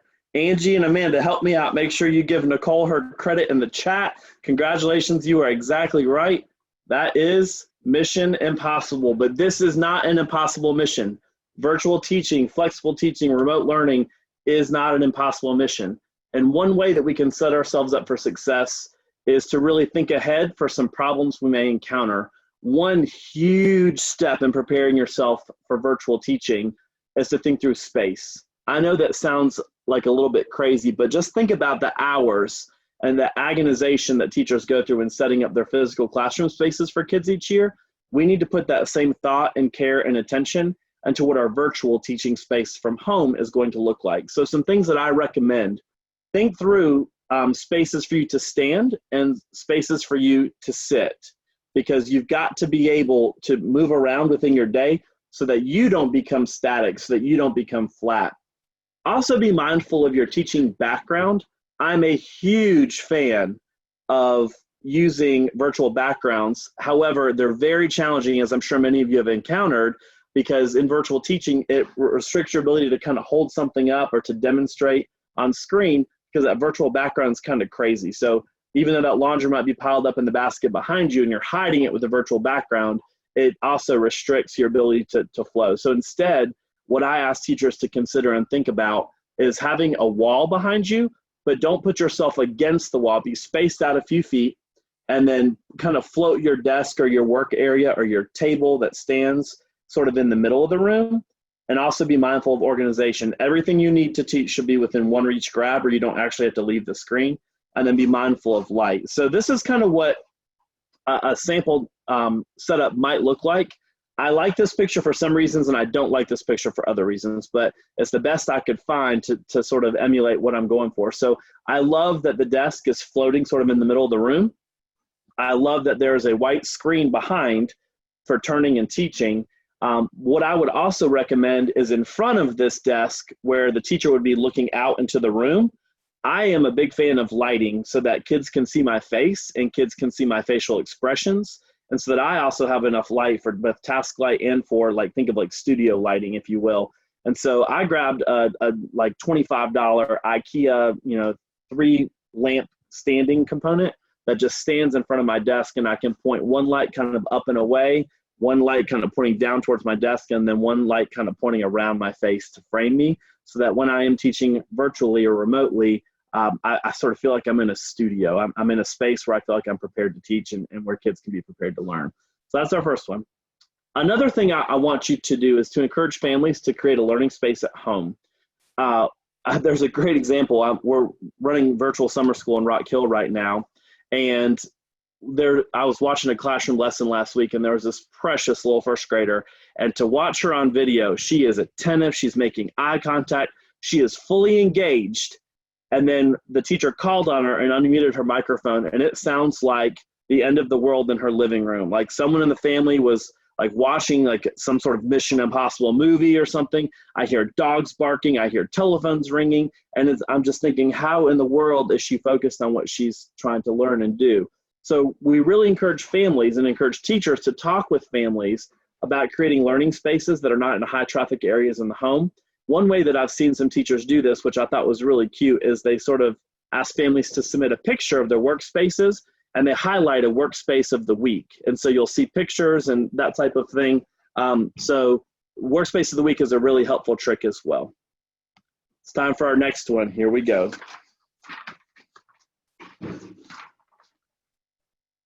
Are you ready? Are you ready? First one to answer is getting points. Everyone knows this one.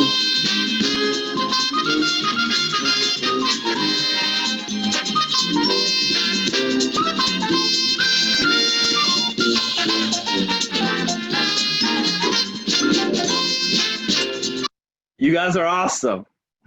You guys are super fast. I think Darcy said, wow, y'all are fast. Yeah, you are. You are. Also, Nina Spinelli as the first responder on woohoo! Congratulations. So I'm so glad you guys are keeping up with the points over there, because I am not. I hear my fire alarm going off in the background. Don't mind that. We're just going to keep rolling. So the Price is Right. And I'll tell you, in virtual teaching, the price is right when we are flexible. Consider shifting some of your due dates from such and such assignment is due on Tuesday to being a more flexible work environment, and think through things in like a weekly plan. So I love the idea of weekly playlists for students. So if you've not explored the concept of playlists, dig into that and research that concept. And also collaborate with your learners, your students, during those community times in your day to establish sort of that must-do list of things that we need to accomplish versus a list of can-do activities, so that we feel like we're giving some students choice and that kind of thing. This creates a couple things for kids. Number one, it creates an independence, and it teaches them some self-pacing techniques and responsibilities. It also creates some intrinsic motivation, because they do feel like they have elements of choice, which is that next thing. No one likes to feel controlled, and no one thrives in an environment where they don't feel like they have options and they don't feel like they have choices. So we can combat things like student apathy, helping students connect with their strengths and interests and give them autonomy, power, and control in really creative ways in a virtual environment. So this will boost that intrinsic motivation. And so I trust you to do what is best for you or what makes sense for you in your workday. However, here are the things that we need to have done sort of by the end of the week or anything like that. So that choice piece is hugely critical. Another tip for teaching virtually is to think about learning through the lens of mastery. It's about quality over quantity. And I'll just throw out there, in my experience as a teacher and as an administrator, I often find, number one, that teachers are just amazing people. Some of my most favorite people in this entire world are teachers who are in the trenches doing amazing work with students every day. that being said, we are very strong as a profession at interpreting standards to understand what a student needs to know and be able to do. I think that virtual forces us to perhaps make a lift in our virtual teaching to the alignment of what students need to know and be able to do and how they will show mastery. And I know that oftentimes in our world of face-to-face brick and mortar instruction, that is accomplished through summative assessments. But in an online format or in a virtual format, sometimes that summative assessment isn't necessarily valid because there's outside factors that play, or perhaps that summative assessment is too late in the game. It becomes an autopsy of learning where we find great needs that we didn't adjust or modify along the way of learning for kids, and now we're at the end of the unit and there's no time to go back and reteach. So I think the answer to this and that mastery approach is frequent formative assessment, which can be a huge lift in our teaching towards mastery versus grades, and also teaching in that virtual platform. All right, our next one, get your fingers ready. Here we go. I'm giving you some hold time this time. I think I jumped into that last one a little fast here, and some people didn't quite have a chance to get their thoughts together. Here it comes.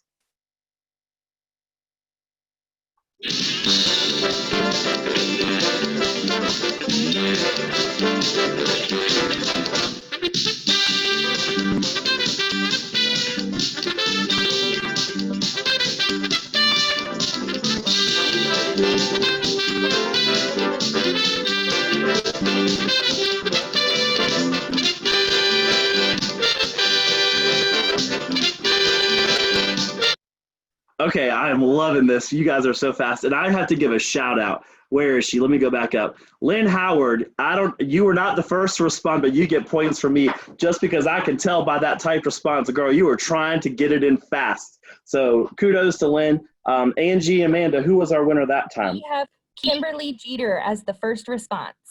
Fantastic, fantastic. All right, you were exactly right.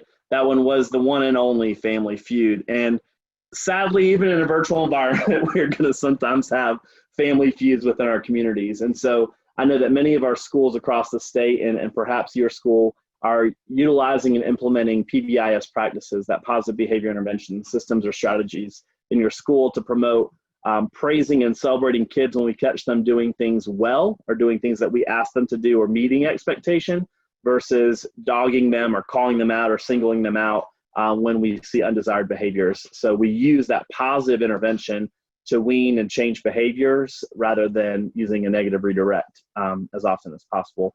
So then that begs the question, how do we do that in a virtual environment? How do we still praise and celebrate what we see kids doing well? Well, the easiest answer is call it out. No one is going to be upset with being celebrated for doing something amazing. And in a virtual environment, we perhaps can do that in some interesting ways. I have a kindergarten teacher, she's fantastic. And she loves to use that kindergarten teacher phrase like kiss your brain, kiss your brain. So she does a lot of physical movement based whole class celebratory measures so that they can jump on and do different things for her to reinforce the fact that they're doing exactly what she's expecting them to do. I've seen another teacher who keeps a pad of stickers right next to her, so that when kids are doing good things, she'll say, oh my gosh, I love the eye contact I'm getting today for our whole group lesson. And she'll put a sticker on her forehead. And then the next time she praises them, she's like, oh my gosh, I love that you're building your statements, connecting off what somebody else has to say, and then adding your idea. And she'll throw another sticker on her cheek. And then she'll keep going through that lesson. And I think she's a first grade teacher that I saw online. Her kids go nuts for it because they just love seeing her silly face at the end where she's covered in stickers. So there are plenty of ways to incorporate positive behavior interventions in our schools in a virtual environment. Another thing to throw out there, I know a lot of teachers use things like Class Dojo or our tokens or coin systems to celebrate and praise students. Those work really, really well as well in a virtual environment. So we can still use Class Dojo to celebrate and reward students by earning those tokens or those points or whatever. At my school in Rock Hill, we soar. We're the dragons, so we soar. And we call them soar tickets, soar points. And what I love about the way Class Dojo allows you to do it is you can name the behavior that you're seeing. And so it's not just, great job, Saray. It can be, Sorry, I love the way that you're so-and-so. Name the behavior to reinforce for the other kids who maybe aren't doing it, what you want everyone to be doing because they're hearing Saray be praised for it. So just an idea with PBIS in a virtual environment. Another tip, if you're taking notes today, write this down at the top of your page because this is a big rock. This is a big boulder in our thinking as we talk about virtual. We have got to be aware of the amount of time we are asking kids to consume versus the amount of time or work we are asking kids to do to create. As you talk to families in your school environments or in your district or in your community, there are lots of families choosing virtual, perhaps not because they love the idea of virtual learning, but because they have fear. And so while they may not love the idea of virtual learning, one way that we can ensure that virtual learning is rigorous, that virtual learning is supportive, and that virtual learning is fun for kids is when we adopt a mentality of creation versus consumption. And we are asking kids to build, to show, to create versus watch this, complete this worksheet, submit online, that kind of thing. So I challenge you just to keep that in the forefront of your brain if you're teaching in a virtual or remote learning environment, to focus on creation versus just consumption. This will also help to curb parent fears regarding the sit and get mentality or screen time concerns.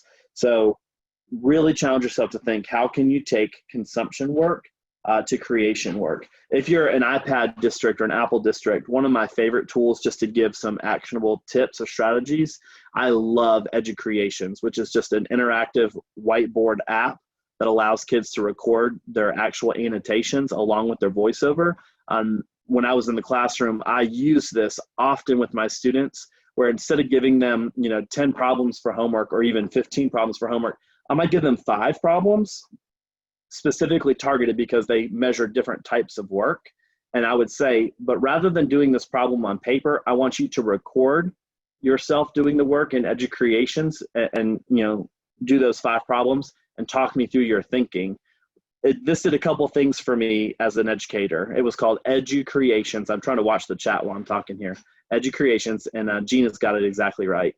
And so it's awesome because it allows kids to record their voice while they're doing the work and they're talking me through their thinking.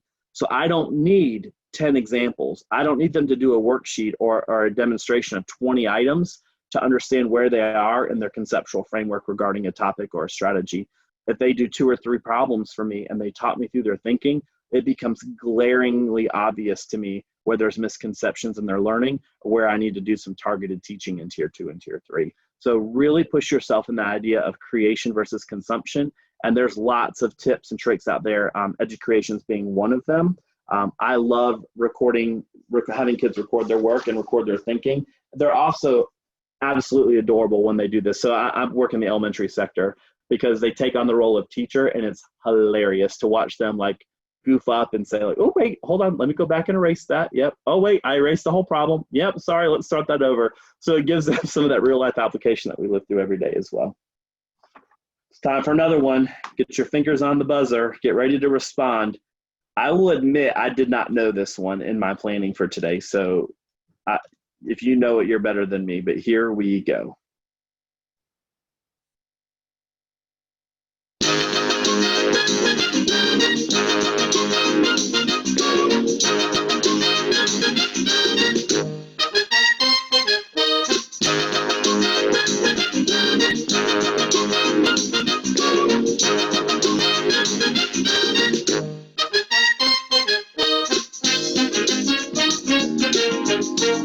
All right, Lauren Hood, I saw that comment. These are older than me. That's the point. Great job. Some of you got it. You're right. It is pyramid. And I also had to research. I didn't know that there was a $10,000 pyramid and then a $15,000 pyramid and then a $25,000 pyramid with Dick Clark. But I had to research that. I actually had to call my grandma to ask her about pyramids. She had explained to me exactly what that was. And then she said, in fact, I've got it on the TV right now. So $25,000 pyramid is the correct answer. Angie and Amanda, who was our winner on that one? Rebecca Reel is our fastest responder. Awesome. So far, we're even keel. Is that right? Everyone that's won so far has got 1 point apiece? Correct. Awesome. Well, all right.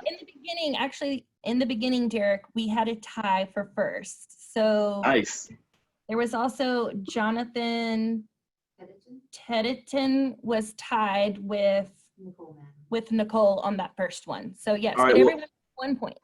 All right, you guys are the independent auditors. I accept no responsibility for the scoring or winning prize for today. So thank you for doing that so much.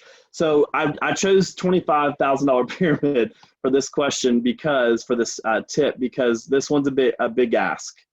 I think that if you are planning to teach in a virtual environment, an absolute must-have in your home teaching space is a document camera. If you do not have one, put it on your Amazon wish list. Write your donors choose today, put it out to your PTO, ask whoever you need to ask for, beg, borrow, steal, whatever you need to do, you've got to have a document camera. There are some very cheap options out there. I've tried probably 5 or 6 in my own experiences, and I'm not an independent reviewer. I'm not getting paid for, demonstrating any of these for you today or marketing them, but the 3 that I really like the best I've put on screen. So on the left is the Elmo. That's the Mac Daddy. That's the big fat caddy. He's the expensive one, but he is by far my favorite because there's the panel where the frog is in the picture that you can put your papers down on, or put your text down on, or put your science lab or your plant life down on for kids to investigate. So I also like that it's backlit. I also like that it has a remote, and I also like that it has a really, really good and easy zoom feature. And then up at the top, you see where the little red circle is? It also has an autofocus dial. And so that Elmo, if you have a budget, or if you have a really generous room mom, or you have an amazing PTO, ask for the Elmo. However, I don't, so I couldn't get that one. I've used it, it's awesome, but I had to borrow it and then return it. Another one that I really like is on the far right. That's the black and gray one with the blue buttons. That's an IPEVO. That was an Amazon special. It was an Amazon deal of the day. I bought it maybe a year ago, and it was, I'm guessing, around $100. And so the IPEVO is good. It doesn't have that flat tray for your paper, so just be mindful of that, but that's easy to work around. And then in the middle is that Lumens. I think it's called a Lumens Ladybug. I think that one's like a DC 170. There's a DC 20. There's a DC 250, that kind of thing. But I love the Lumens. But be mindful when you're shopping for any of these options, it's got to have a light. So do you notice on the Lumens, there's that first big arm that's got the document camera, and then there's that lower arm. That lower arm is the flash. That is the light. They have some very inexpensive ones that don't have the light. You really need the light to highlight and show your work, especially so you don't get shadows when you're sharing a text, or so that you can really look at science investigative material when you're really zooming that thing in big time. So the light is a deal breaker for me when I'm shopping document cameras. And again, this is not an inclusive list. I just threw a couple in there as examples. But if you are teaching in a virtual environment, you have to have a document camera. Again, in my humble opinion. All right, the next tip, shared reading. Best practice, and what we know to be research-based best practices for students, does not go out the window just because we are teaching in a virtual environment. Shared reading is still a super high gain activity for instruction and for moving kids in all areas, but specifically in reading and writing. So they've got to be able to see or view that text. This is that perfect demonstration time for you to model essential systems of strategies for decoding, for rereading, for questioning, for revisiting text and context. The list goes on. As a teacher, one of my favorite parts of the day has always been shared reading, where we're digging into a really great chapter book, or we're really digging into a nonfiction text that's based on some of the work we're doing in science and social studies. So make shared reading a sacred ritual in your virtual classroom. One way that I accomplish this with students is I change the format of the day. Here's what I say to students. I'll just tell you, I typically ask students to sit at a desk for direct instruction lessons because we're doing a lot of hands-on. I want them writing on paper. I want them holding things up for me. So it's very difficult for them to navigate that if they're like sitting on the couch or laying on the floor. Things start to fall, things start to wobble, right? So I ask for my kids to sit in front at a desk or at a table for direct teaching lessons, for my live lessons. But when I'm shifting in my day to shared reading, I will say to my kids, take me with you, friends, readers, writers, take me with you, and let's find a comfortable spot at home. That's where they can move to the floor. They can move to that beanbag chair. They can move to that sort of flexible seating environment in their own home. And then that's where I, in my home teaching environment, dim the lights. I'll turn off the big bright lights. I'll turn down whatever I'm doing to make that shared reading time in our day a sacred ritual, to make it a sacred practice for kids. And this sounds super corny, syrupy, gooey, but I also light a candle in my home, not at their homes. I don't tell them to light candles. I don't tell them to play with fire, please be advised. But in my own home, I ask them to watch me light a candle, and that's just another sign that we're moving into this sacred practice in our day of shared reading. So I cannot stress enough to you the power of shared reading in a virtual environment. It's time for another one. Are we ready? I hope you are. I'm not quite. We're almost there. Here we go.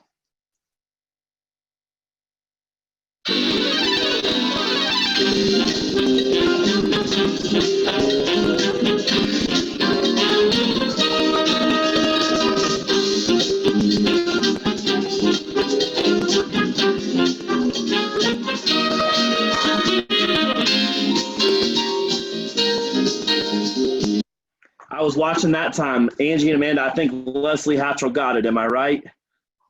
Leslie's tied with Holly DeVault. All right. Well, let's give them both credit. Congratulations, even to Leslie, York County. Shout out to Leslie. Awesome. So you are exactly right. That game show was the Wheel of Fortune, which is just fun. And let's get into that slide. So I chose Wheel of Fortune for this tip because flipped classroom is a concept that has been around for, 10 years now. But if you're not familiar with flipped classroom, definitely jot that down as something to explore. Flipped classroom is still cool. So what does it mean to flip or spin? Get it? Spin the Wheel of Fortune. It's a stretch. Just roll with it, okay? So flipped classroom is still cool. What do you do to flip? So instead of me doing direct instruction teaching to my kids where they're watching or perhaps doing some sit and get with limited demonstration, rather than doing that and then sending them away to work independently, what you can do is flip that concept. So what you would do is you would record the live lesson, pre-record the live lesson.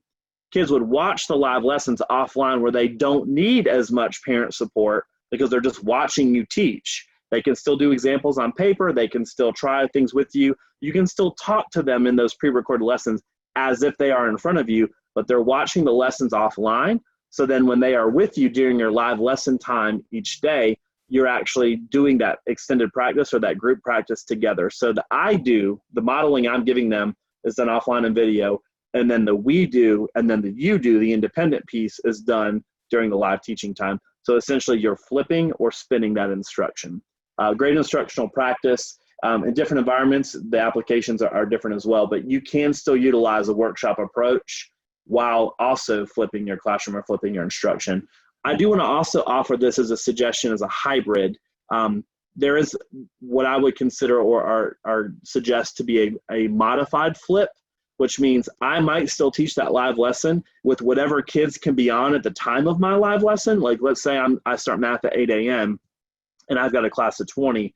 I may only have 14 kids on for that 8 a.m. lesson. I'm going to record that lesson while I'm live teaching because that's then what I'm going to use and post online or put in my LMS or share with students through Google Classroom or whatever you do. That's what I'm going to then provide to students later who miss my live lesson. So that also answers the question of what about when kids are sick or absent or have doctor's appointments in a virtual world? How do you get them caught up? Well, I've got all the pre-recorded lessons for them to go back and watch in a modified flip environment. And then in my one-on-one time or small group time with them that week, I can try to get them caught up on the actual work we did as well. Another tip, do not allow your family, your friends to throw away old technology. We can repurpose so many tools that people are getting rid of in really powerful ways. One way that I suggest doing this is by creating a second monitor setup in your home. All right, so old TVs or old iPads can do just that for you. So if you've got an old TV that was like in one of your kids' bedrooms or something, or you've got an old TV sitting in a guest room that gets turned on twice a year when your grandparents come to town or whatever, pull that thing into your home teaching space, pull it into your studio classroom and hook it up to your computer. I'll just tell you, you can't see me today, but I've got my laptop set up. I have one monitor to the right and I've got one monitor to the left. So I actually have 3 screens in front of me. One screen I use as my permanent sort of task bar. My calendar's there, my emails are there. Like that's like my teacher monitored area. In the middle screen which is where my camera is, where I'm looking, is where I have my Brady Bunch style zoom where I can see all my kids' faces. So that while I'm teaching, I'm looking at my kids. They are looking at me. They are looking into my eyes. I'm looking into their eyes. And then on my monitor to my right, as I'm looking at my desk, on that monitor is where I have the content that I'm sharing with them. So feel free to repurpose those iPads. I believe the apps are called, there's one called Dual, D-U-A-L, and one called Duo, D-U-O. They're both paid apps, but they're not terribly expensive. As long as you can download that app to an old iPad, you can use that thing as a second monitor through Wi-Fi or Bluetooth connection. You can also repurpose those old TVs with like an actual hardwired connection. Just another tip. All right, we're moving on to another one. We're picking up the pace here. I got to move a little faster. Angie and Amanda, don't be mad at me. All right, I got to switch screens here. Hang tight 1 second. All right, so for all you young yuppies out there who don't know any of the game shows, I'm throwing you a bone here, okay? I'm in my mid-30s, right? So this is like a me era, and some of you younger than that may still not know these, but here we go.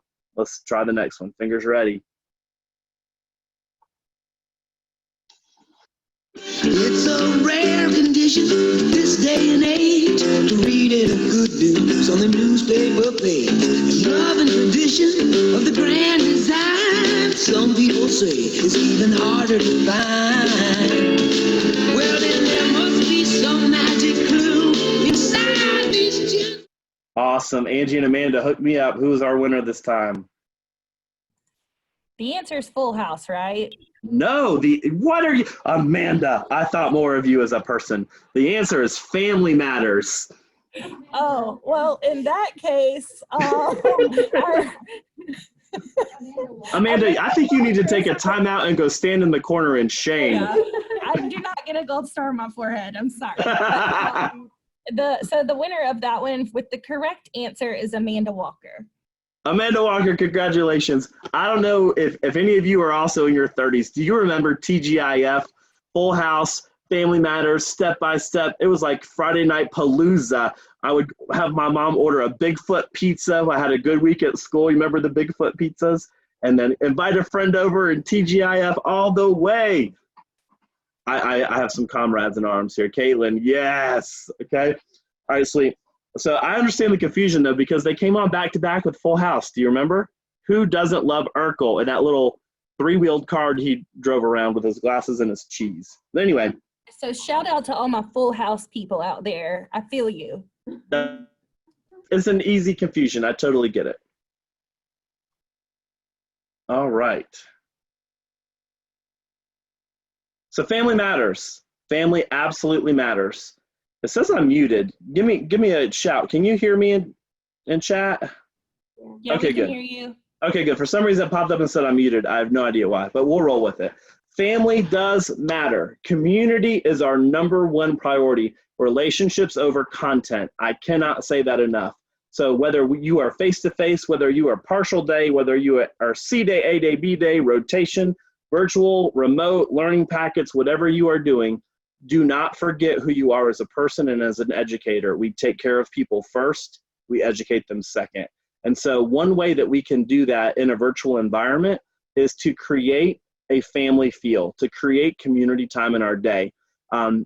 Some of you may or may not know, but in Rock Hill, we're starting a virtual school, and I'll be working with the elementary component of that.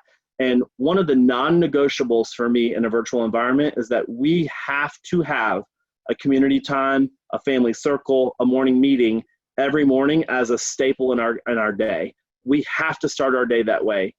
It is a non-negotiable for us to connect as a family, for us to talk through what we're going through, for us to talk about what we're doing for the day, to map out a plan for our day, to share concerns, to share celebrations, to show off the new cat we got over the weekend, or to show the rock you found outside. Those things matter big time to kids, and kids have to feel like they are safe, they're honored, and they are respected, and that they have a space where their voice can be heard. And so don't forget what we know to be true to our hearts and to our kids, even if we're in a virtual environment, that community piece matters big time. And so some other tips and strategies related to that. Feel free to set a short-term learning goal in that time together, where we can say, like readers, today we're really working on building our independent reading stamina So I want you, when I send you off to do your independent reading today, to just glance at the clock and write the time down at the top of your reader's journal today. And then when you notice that you lose focus, look back at the clock and write down your end time. When we come back from reading independent reading time today, I want us to maybe chart or look at what our independent reading time stamina was for today. And we're going to use that as a focus this week to build our stamina as readers. That can still be done in that virtual teaching environment, okay? So how will we know that we did it? Maybe you have a closing circle at the end of the day in your environment, or most likely, I would suspect not, in a virtual. You can revisit then in the next morning in your morning meeting time, all right? So some other tips that I've got for you, if morning meeting is a new concept for you, the book on the screen, The Morning Meeting Book by Roxanne Crite, is my hands down absolute favorite. It's from Responsive Teaching, and I have utilized the Crite model for 10 plus years in my own classroom and now in my school as an administrator. Morning meeting is a non-negotiable in our place. And what we found when we fully implemented morning meeting with students, incident rates in terms of referrals and incidents with physical hit, kick, push with students went down tremendously. Our kids felt more connected. And because we did it first thing in the morning, whether it's virtual or face-to-face, our kids were getting to school on time. They were pushing mom to hurry up and get me there. I don't want to miss morning meeting. So based on the responsive model for morning meeting, and even for you secondary folks, I see a chat asking about high school. This can still be done. In a block class schedule, it's got to be faster. You don't have the time to really linger there. But there's 4 components to morning meeting. There's a greeting of some kind where students greet each other by name. There's some compelling research in the morning meeting book about students that don't have a morning meeting or a community framework, how at the end of the year they may not even know the names of every kid in their class, which is just super disheartening. But there's a greeting. There's some sort of a morning message or shared message, perhaps even interactive writing that we go through in the morning first thing. There's some sort of an activity, and then there's some sort of a share time where every kid has a chance to share something. Sometimes it's teacher directed where I'm giving a prompt that I want them to respond to, and then sometimes it's just what I would call an open share. Tell me what's going on with you. The stuff that kids will share with you when given a place and a space to do that is so heartwarming, but also it really gives you direct eyes into the lives of what your kids are bringing to you with in terms of baggage to school each day. So we've got to have that place where they can have a time to build empathy and build sympathy and build support for each other. The other thing I want to mention is the document on the right, which is called the 6-Minute Social Emotional Learning Document. This is by Byron McClure. This is not a book. Okay, so if you Google this, you may have to realize this is a PDF document that you can buy. It wasn't terribly expensive, but at my school this past year, we've been launching a pilot of the 6-Minute Social Emotional Learning, and we're using the activities for the 6-Minute SEL curriculum as the activity in our morning meeting. So again, we've already talked about morning meeting having 4 steps, right? The greeting, morning message of some kind, going over the schedule of the day, and then that activity and then that share time. So for the activity piece, we're using the 6-Minute SEL curriculum, and it's super, super helpful. It does focus on that awareness of self, that awareness of others, the self-management, those relationship skills and conflict resolution, but then especially in virtual, the responsible decision-making piece is huge, huge, huge. All right, I realize I have to go faster. I apologize. We're moving. It's time for another one. Are we ready? I hope so, because my slide in large form is going to make me have a seizure if we don't get it going here soon. Hang tight 1 second. We're almost there. All right, fingers ready. Here we go.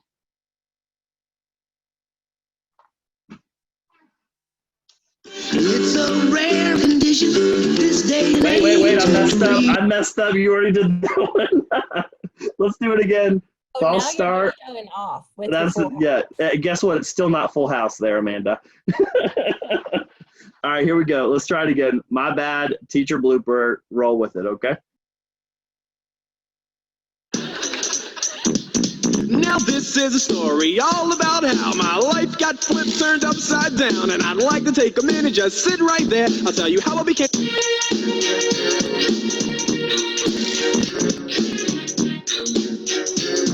All right, you cannot tell me that you listened to that and did not start chair dancing. I know what happened. I want to hear in the chat. Raise your hand, say yes. Let me know if you started chair dancing as soon as that song started.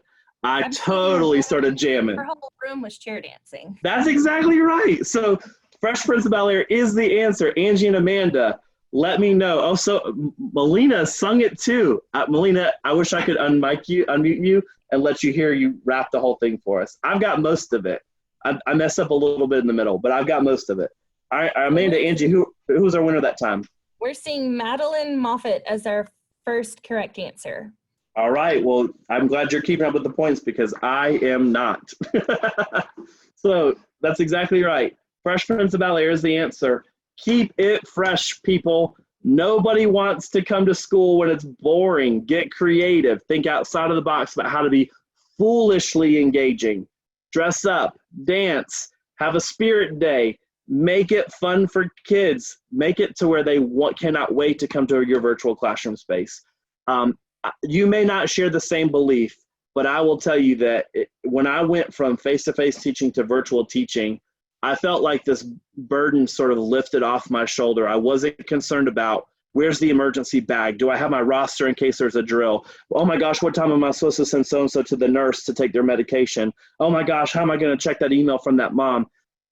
What I find to be true of virtual teaching is that a lot of the operational management is taken away. I'm not saying that I won't still have some classroom management needs to address, but I found myself liberated from some of that to really focus on my instructional practices and to really be able to zone in and improve as a teacher.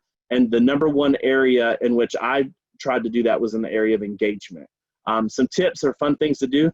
Games with your kids can be super fun. I know one of my teachers is on here. Shout out to Barbara Cumberland. She did an amazing virtual scavenger hunt with her kids where they're like running through the house and racing and trying to beat the clock and working in teams. You can do really cool stuff with kids that is still directly tied to content and standards and mastery. But here we go. All right, wrap it up. Keep it fresh. One other last tip I'll show there is that have your kids wear school shirts on a day that you're going to do virtual field trips. Haven't done it yet, so I thought it was great. Kids love a consistent schedule. Be predictable, have those sacred practices. Help kids, even in a virtual environment, relieve that anticipatory anxiety. Let them know what their day is going to look like. No one likes to be caught off guard. If you haven't yet, challenge yourself to explore the concept of strategy groups versus leveled groups. So we're very comfortable in the elementary sector with leveled groups, right? So to think about my level D readers or my level N readers or my blue group or my concrete operational group in math. We're very comfortable doing that. But what if instead I started pulling my kids virtually based on strategy groups? So regardless of your level, who do I know is struggling with retelling? Or who do I know is struggling with inferencing? Maybe I pull all those kids together who are working on that strategy skill, not perhaps by their level. What that allows us to do in a virtual environment is to regroup kids in unique ways, so they're not seeing the same kids who are all level D readers every day or every small group experience. So just consider it. We're wrapping up here. We're almost done. It's time for our absolute last one. I gotta find it. Hang tight, don't move. Fingers ready. This one's good. Everyone's gonna know this one. I just know it.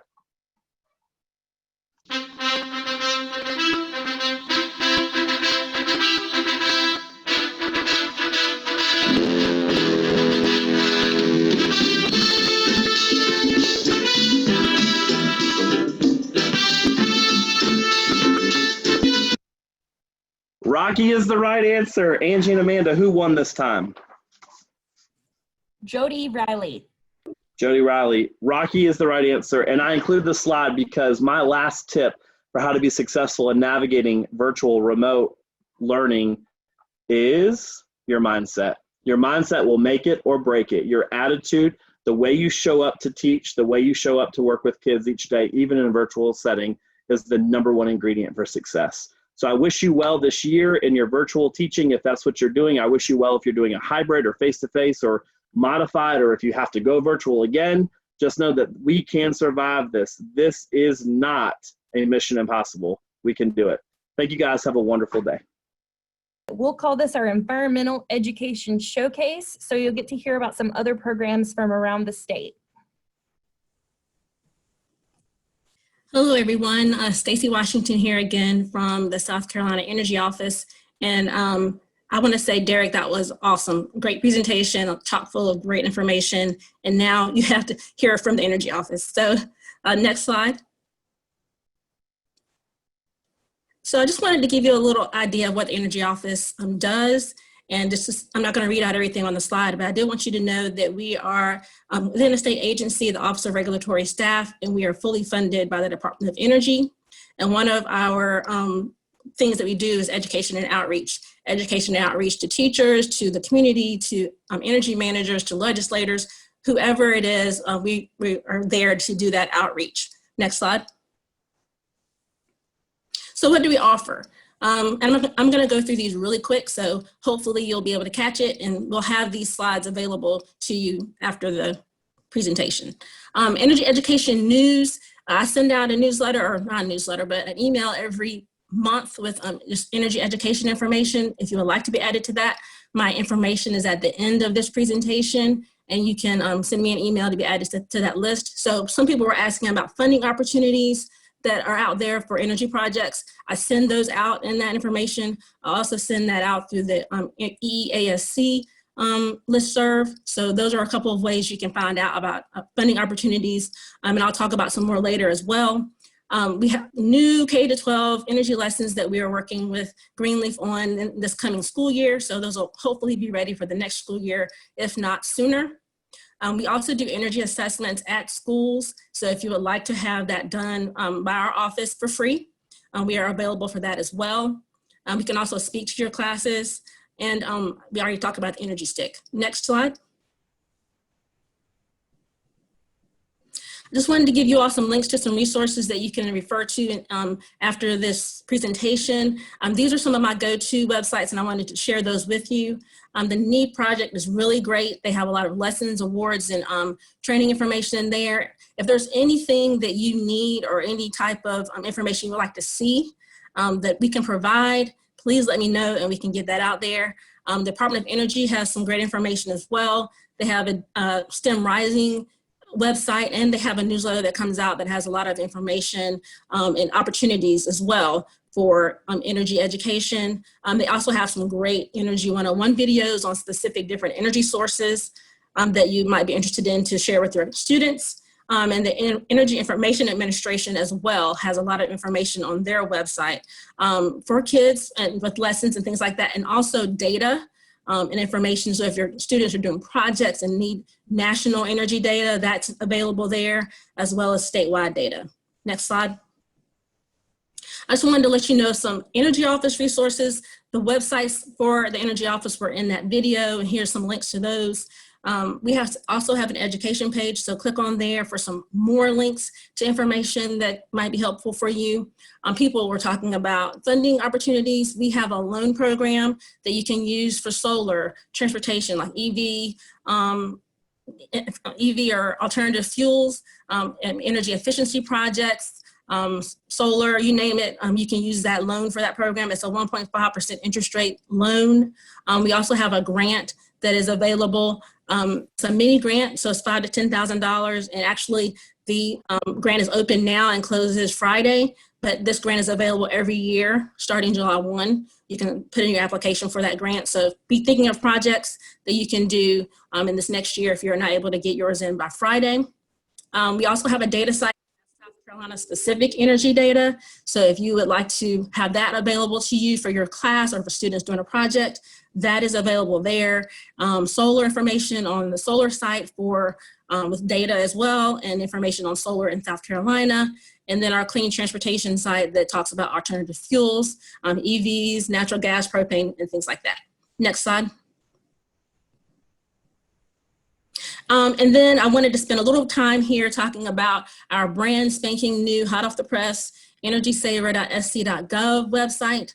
On this site, you can click on for your home or for your business. So if you're doing something for the school, you click on for your business, and there's energy tips and information there. And then there's also an Energy Saver tool on this website. Can you go to the next slide? So this Energy Saver tool is a way for you to find ways to fund or get an incentive for energy projects at home or at your school. So if you click on, go back to the previous slide. If you click on the Energy Saver tool, it says you pick for your home or for your business. If you're doing it for your school, you click on for your business, public entity, and click on your utility. and it'll put out all the different incentives that are available for you there. We also have a search by category feature that's under that Energy Saver tool where you can search for all grants and loans. So the Energy Saver will give you a printout, or you can do a PDF that will give you the information on what is available to you. So you can find out grants and loans that are available. If you're looking to fund a project, you can find out utility information, incentives that are available. So there's a lot of information on that site, and I encourage you to go there. It just came out. We haven't had our big launch yet, but that is available to you. Next slide. Here's my information. Sorry to be so fast. I'm trying to get through this really quickly. If you have any questions or would like to reach out, please do.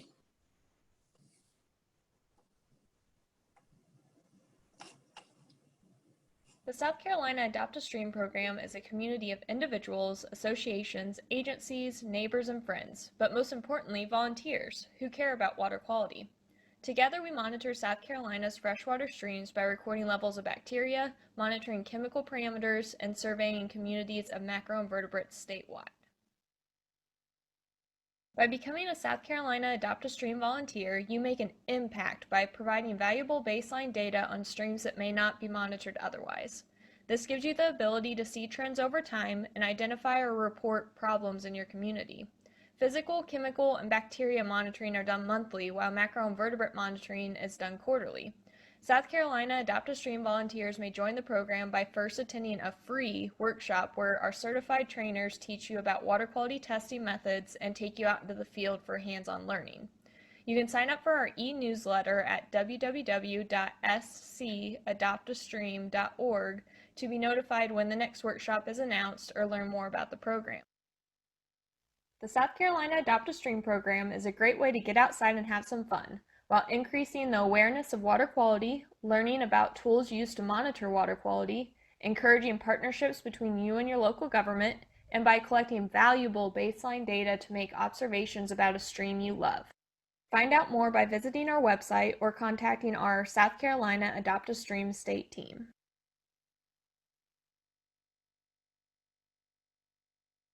Hi, I'm Rosemary Martin Jones, and I am the Clemson University Cooperative Extension 4-H agent for Richland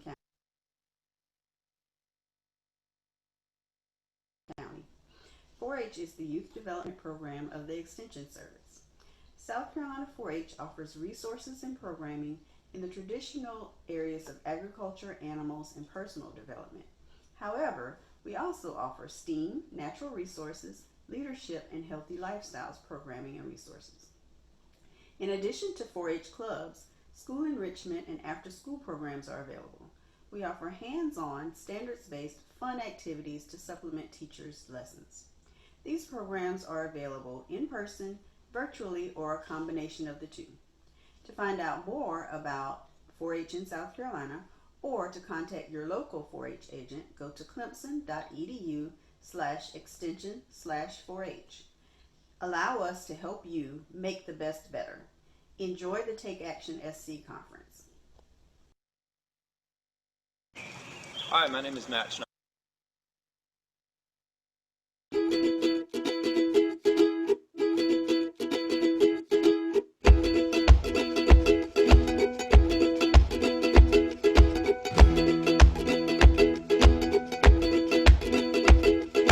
Project Learning Tree is a great joy for me. They feel it, they see it, they smell it, they hear it. Then the likelihood of them translating that into long-term understanding and knowledge is much greater. It provides hands-on learning activities that are correlated to all of our state and national standards, and they're correlated to every state standard, so it makes it easy to incorporate into the lessons with the teachers if they're using it in the classroom. It integrates so many standards in one, so it really just brings them to life and gives them an authentic experience to connect those standards to. We've learned about the water cycle, and we've learned about how much water we have on the earth. When you count the rings of a tree, how many rings there are, that's how old the tree is. The trees do help clean the air because they breathe in the carbon dioxide and they let out the oxygen, which we breathe in. You get to do different activities and you get to have some fun. They're learning to think for themselves and ask questions. And of course, the more things they find out, the more questions they ask. So then they get their learning through actually hands-on, real-world experience.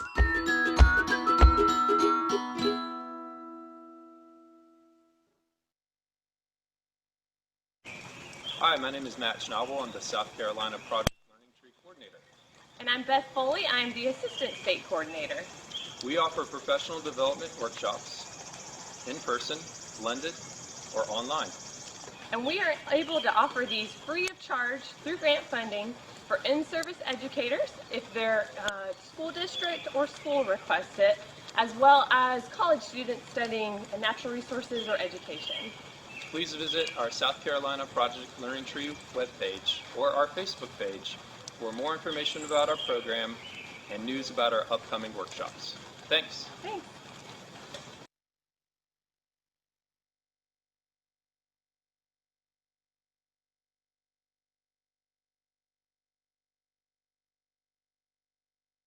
Hi, thanks so much for your interest in Project WET in South Carolina. I'm Lynn Pileski. I am the Education Program Coordinator at the Greenville Soil and Water Conservation District, and I'm also the South Carolina State Coordinator for Project WET. So you need a water curriculum. What does that mean to you? You're busy, you don't have time to develop plans and lessons plans. What can you do? Where can you turn for help? So we have a solution. Project WET is award-winning water education activities and students love them. They're easy for you to implement in all grade levels and with adults. So the mission of Project WET is to reach children, parents, educators, and communities of the world with water education. Simple. Core beliefs. WET operates under a system of core beliefs. Water connects us all. We manage water sustainably. Water for all users, and personal responsibility. We work under a network headed up by the WET Foundation, which is in Montana. Each state has a state coordinator. There are WET facilitators that can offer trainings in the state, and then there are the educators who use the curriculum. The curriculum is interdisciplinary: science, math, art, government, social studies. All activities are relevant and applicable to multiple subjects. So normally you would have to do a WET workshop, which is a 6-hour workshop, in order to get the curriculum guide and all the activities. But right now what we're doing is this is a low cost, high return. We're doing online educator workshops that cost $40, and that's it. If you're in Greenville County, I can get it to you for free. So question, where you go to scprojectwet.org to learn about it. Hope to see you there. Thanks.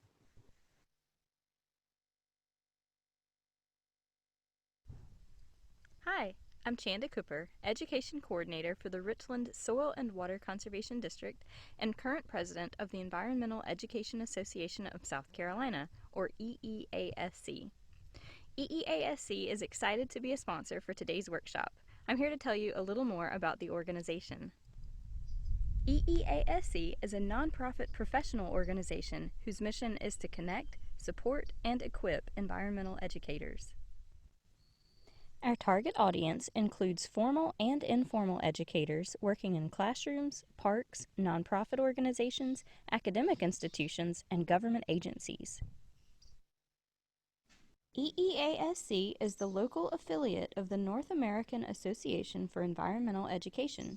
We promote many of the resources and programs of NAAEE to local audiences, and we also offer several unique programs for South Carolina's educators. Our most recognized event is our annual conference. The 2020 conference will be a virtual event on September 24th and 25th, and we're excited to feature Clemson wildlife biologist Dr. Drew Lanham as our keynote speaker. The virtual conference will also include a research symposium and general sessions led by experts from around the Southeast. Details and registration are online at eeasc.org. I hope to see you there. EEASC also offers regional meetups, workshops, and networking events. We provide many grants to support members' projects, and we recognize outstanding achievements by environmental educators with annual awards. Our statewide and regional listservs reach nearly 1,000 people engaged in environmental work, and our website includes a speaker database and other resources. EEASC now serves as a sponsor for the South Carolina Green Step School Program, and we also support the Palmetto Environmental Education Certification Program, which you'll hear more about in a moment. I hope you'll all consider becoming members of EEASC to support the mission and programs of this organization. Thanks for all you do to promote environmental stewardship, and enjoy the rest of today's workshop. And now EEASC board member Rosemary Martin Jones will introduce us to the Palmetto Environmental Education Certification Program, or PEAC. Hello everyone, my name is Rosemary Martin Jones and I am a current participant of the Palmetto Environmental Education Certification, or PEAC program. PEAC is South Carolina's only environmental education certification program for formal and non-formal educators, and just one of the opportunities supported by EEASC. This 2-year program is designed to develop and enhance your skills as an environmental educator, all while exploring the different regions of the state. The program is a blended format of in-person workshops, online modules, and additional field and training opportunities that you get to choose. Why apply to the PEAC program? You'll learn new skills, explore the natural treasures contained within the different regions of the state, and connect with fellow educators across the state. So if you're interested in reaching the peak of your potential, be sure to check out the program website for more information. Hi, I'm Jane Hiller, here to talk about the South Carolina Green Step Schools. Green Steps is an award program sponsored by South Carolina DHEC, EEASC, and Sunoco Recycling. Our goal is to help schools establish sustainable student projects that conserve, protect, and restore. Students learn, do, and teach others about their projects. Then schools document student projects with videos or pictures with detailed caption. A great example is this video by Aiken Elementary showing how their young students learn, do, and teach others about composting.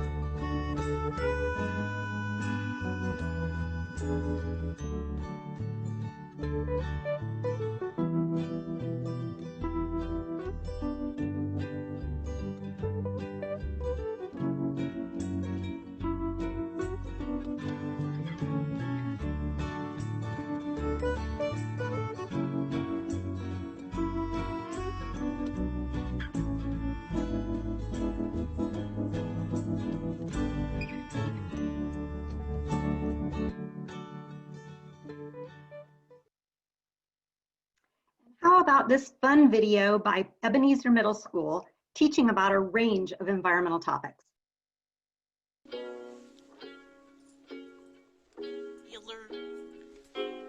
Is this a 704 song? Well, Pauline, you surely you just listen. Well, I'm gonna take my trash where it belongs. I'm gonna try and I can't go wrong. I'm gonna take my trash where it belongs. I'm gonna try and I can't go wrong. If we recycle plastic, our life would be fantastic. Usually take an hour, take a shorter shower.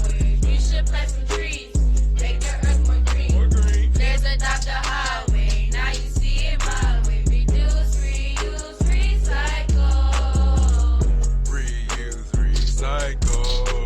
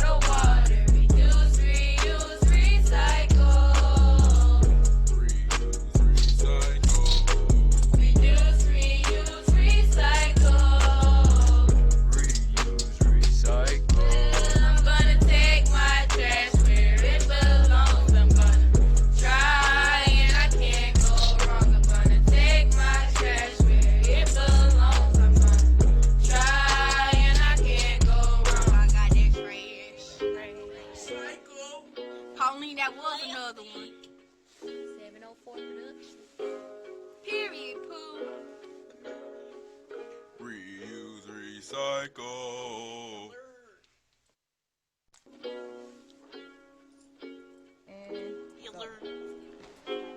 Is this a 704 song?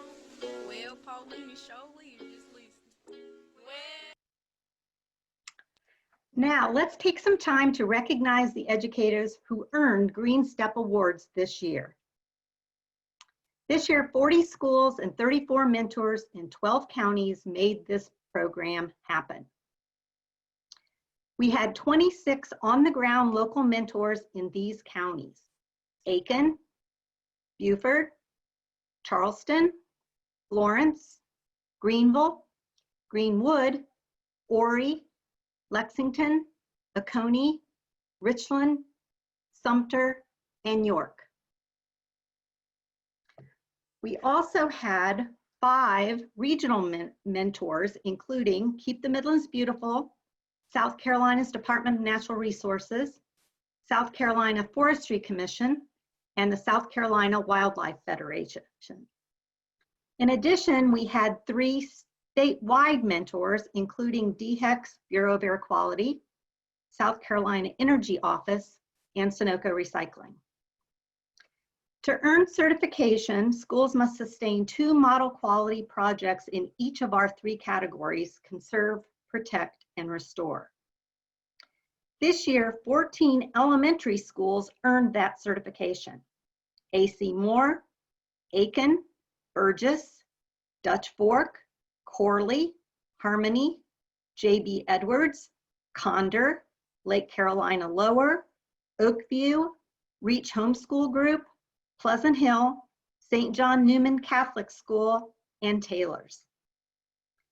In addition, 10 elementary schools continued working toward their certification: Blue Ridge, Frierson, Holy Trinity, Lake Carolina Upper, Leaphart, Orchard Park, Pleasant Knoll, River Ridge Academy, Tallahassee Salem, and Windsor.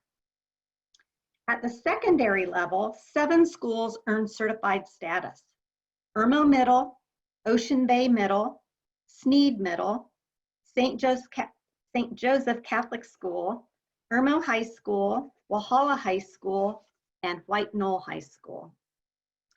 And 4 more middle schools continued to work toward their certification: Blackwater, Bluffton, Dent, and Ebenezer. Each year, we also choose the best of the best for each category: conserve, protect, and restore, as well as an overall School of the Year. Our Conserve School of the Year is Ocean Bay Middle School, led by Cindy Lilly. Our Protect School of the Year is Harmony Elementary School, led by Jennifer Mankey. Our Restore School of the Year is Sneed Middle School, led by Lisa Perry Hill and Lynn Howard.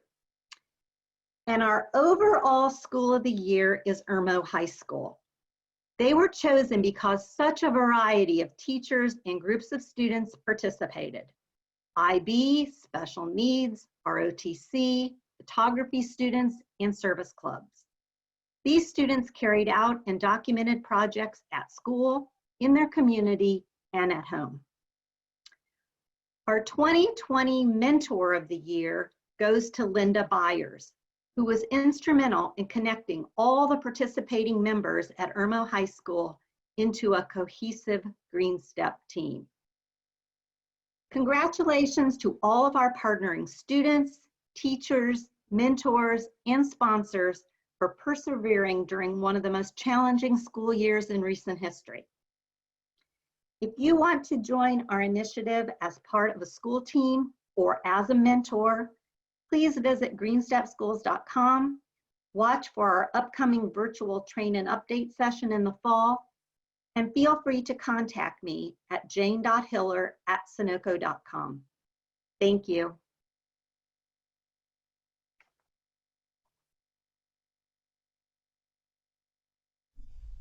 We've all been sitting for a while, so it's time for a quick brain and body break brought to you by EEASC. During this break, we'll be going on a quick soil safari. I want you to dash outside and show me the soil outside your home or office. What color is the soil? How much organic matter does it contain? Does it have sand, silt, clay, or a mixture of the three? Are there any creatures living in it? Snap a photo of your soil sample and upload the photo to your personal Facebook, Twitter, or Instagram accounts using the hashtag TakeActionSC.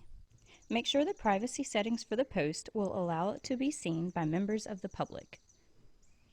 Share your photo by midnight tonight in order to be entered for a drawing to receive a classroom soil science kit.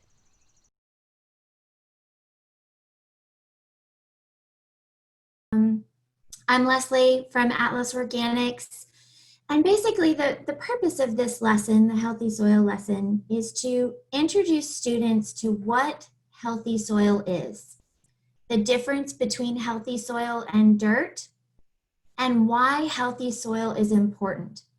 Plus, give perspective that healthy air quality, clean water, and the soil cycles are all related and work together to make a healthy environment for which we live. So healthy soil regulates water, sustains plant and animal life, filters and buffers pollutants, cycles nutrients, and provides physical stability and support. What is important to communicate with your students is that healthy soil takes care of plants. Plants are the basis of our food system.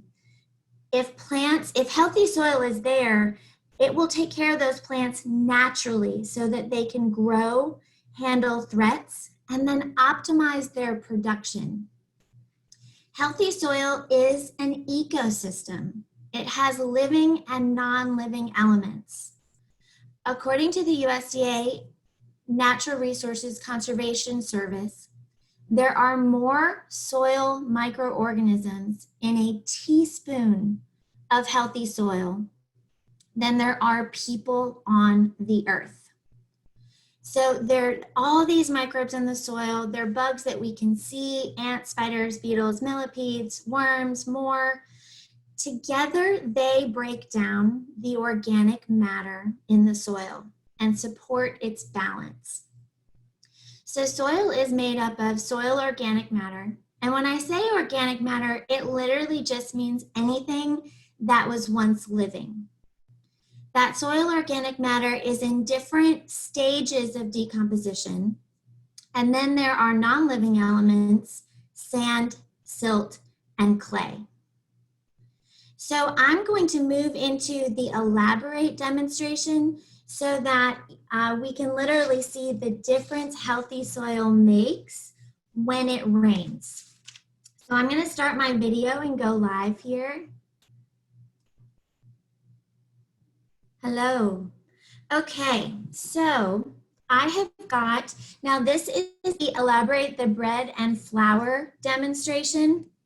So on my two plates here, I have a mound of flour just loosely thrown on the plate, and then I have a slice of bread. The type of bread really doesn't matter. As long as it is fresh, you are all good to go. Just so that it's easily seen for this demonstration, I just have water here that has blue dye in it, so it'll be easier for you to see on camera. So this demonstration shows we have the flour to represent dirt. Now this is dirt that does not have correct, it's basically like the clay that we're used to having to work with in South Carolina. So this represents the unhealthy soil. The bread represents healthy soil with the proper soil organic matter, active living microbes and bugs, that healthy soil that we're talking about. Now when it rains, and I'm going to take my water here and put it just a couple inches above. I'm going to hold it flat so you can see. When it rains on unhealthy soil, that literally just runs off. It purls and it runs off. Now there's some questions that you can ask your students here. So what happens? Where are the roots? What do plants need? Where do plants need the water? Okay, so plants need the water near the root system. So you can literally open up the pile of flour and dig in, and there is literally no water there. There is nothing. That's where the plants actually need the water, and it's not there. This idea of erosion and runoff and how we're losing our topsoil, you can see that all of the water is just around the mound of flour. There's nothing, it's not soaking in. It's a little dusty because it's pulled some of the flour with them. That's the loss of the topsoil that you hear about. Now, I'm gonna move on rather quickly so we can keep going. So I've got my bread, I've got my healthy soil. I have another rainstorm. I get it all on my bread. So if you look, the only particles of water that are around the plate are actually the ones that I spilled. If I pull up the bread, there is no water really there. It is all in my healthy soil. Now I also have the students pick it up. We pick up the flour, we feel it, we feel how dusty it is. Depending on what you want to do, sometimes I blow it to see how the dust just can go in the air. This is squishy and spongy. Like healthy soil, it has room for water, air, and soil living beings, microbes. Now, let's go out to the field and see what Chanda Cooper has for some real world experience.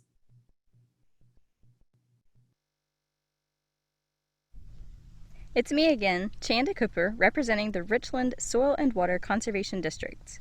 Conservation districts were formed in the aftermath of the Dust Bowl in the 1930s to help farmers conserve soil resources. Hugh Hammond Bennett, who is often called the father of soil conservation and was instrumental in the founding of conservation districts nationwide, wrote, "Soil erosion is as old as agriculture. It began when the first heavy rain struck the first furrow turned by a crude implement of tillage in the hands of prehistoric man. It has been going on ever since, wherever man's culture of the earth has bared the soil to rain and wind." Even today, agriculture, home gardening, and development can lead to soil loss through erosion, just as the flour washed away in today's demonstration. Come on out to the field with me to get a closer look. So we're walking up on an area in between a soybean field here on the left and a cornfield here on the right. So this strip of land in between has been tilled. And there are lots of reasons that a farmer would use tillage. It is a strategy that is available to help with weed management. It helps with residue management. So there was sweet corn growing here earlier this year, and obviously it's difficult to plant something new into standing sweet corn stalks. So tillage is a tool in the toolbox, but it does have some consequences. So this soil that has been tilled is much more susceptible to erosion than the soil nearby. It's also more compacted because all the pore spaces, which were the channels and the holes in the soil that would allow it to accept water, all those pore spaces have been collapsed and closed up. So now when the water hits the surface of the soil, it has a harder time soaking in. It's more likely to run off. And of course, runoff can contribute to water pollution. All right, I have my trowel. I'm going to just make a slice, kind of like cutting a brownie out of a pan. And you can see already that it's not holding together terribly well. There we go. There's our soil sample. So I've walked away from the field just a few yards into the woods nearby.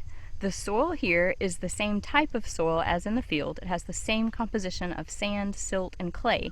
The difference is in the organic matter, so check it out.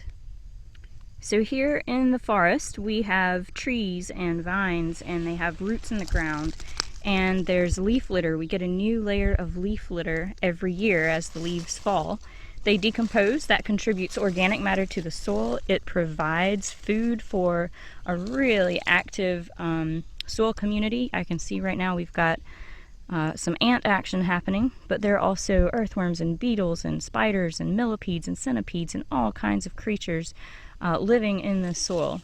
So it's quite different to what we see out in the field.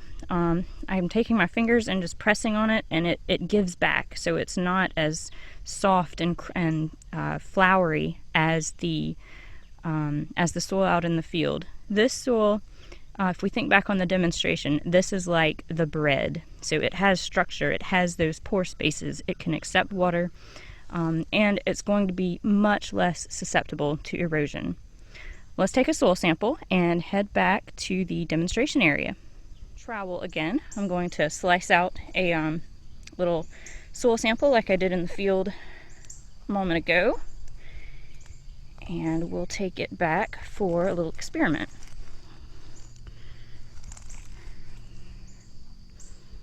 So there we go. Soil sample, and you can see right off that really thick layer of organic matter at the top. We're going to perform a quick demonstration called a slake test. I have the two soil samples, the one from the field on the left, the forest on the right, two clear containers which I will fill with water, and two wire baskets. I'll set the wire baskets down into the water and then set the soil samples down into the water on the wire basket. Watch what happens to the soil.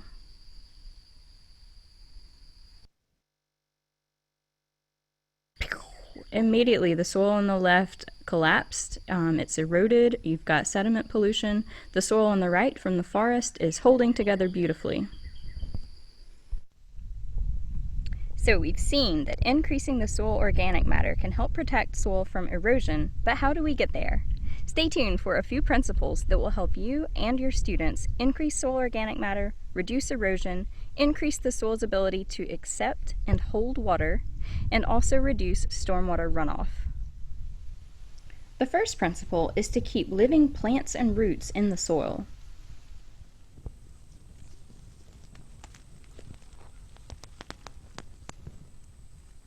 Plant roots exude sugars and other sticky substances that provide food for microorganisms and help stick soil particles together. The above-ground leaves of these plants will shield the soil from wind and rain, which cause erosion. Go for a walk around your yard, neighborhood, or school campus looking for areas where nothing is growing. Unless these areas are being protected for ground-nesting pollinator habitat, which is important, consider planting wildflowers, grasses, shrubs, or trees. A second principle is to keep soil covered.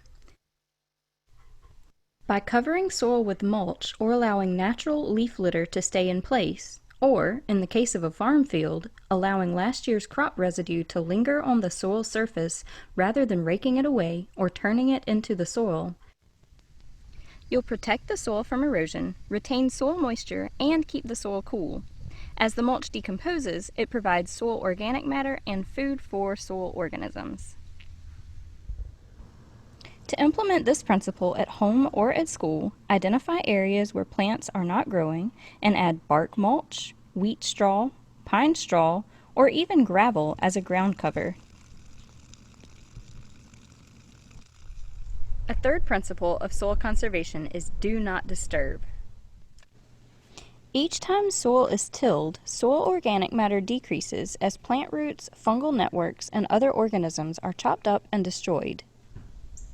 Tillage also stimulates bacteria to very quickly break down any remaining soil organic matter, leaving you with an unhealthy, flour-like substance in place of what was healthy soil. To summarize, the less you can disturb your soil through tillage, the better. A fourth strategy you can use to improve and conserve your soil is to add compost. If you can't grow organic matter in place, you can make it through the process of composting in a bin such as the one seen here, and then add the compost directly to your soil. To compost, you'll need some sort of bin, such as the one seen here, and compostable materials, such as fruit and vegetable scraps, eggshells, coffee grounds, tea bags, and dead leaves. The Take Action curriculum has instructions for composting as well as a wonderful demonstration to help students learn about composting called Compost in a Bottle. Another way to compost is with earthworms. This is called vermicomposting, and it can be done in small bins inside classrooms. You'll need a container, such as the one seen here, shredded newspaper to serve as bedding, and red wiggler earthworms. You feed them the fruit and vegetable scraps. The worms eat those materials, turn them into worm castings, which are a very rich type of compost, and that material can then be added to your garden or potted plants. Vermicomposting and backyard bin composting are great ways to convert small quantities of food scraps and yard debris into organic matter to improve soil health. But to manage large quantities of compostable material, commercial composting is the way to go. Many municipalities and large institutions, including schools, are working with commercial composting facilities to capture a part of their waste streams, like lunchroom leftovers, and turn them into compost. This compost can then be used to improve soil health throughout the community. You'll hear more about the impact of commercial composting immediately following this video. I hope you've enjoyed learning a little more about soil science and soil conservation, and don't forget those 4 principles you can use to conserve soil at home or on campus. Keep a living root or plant in the soil, keep the soil covered, do not disturb the soil, and add compost. Take care. Bye-bye.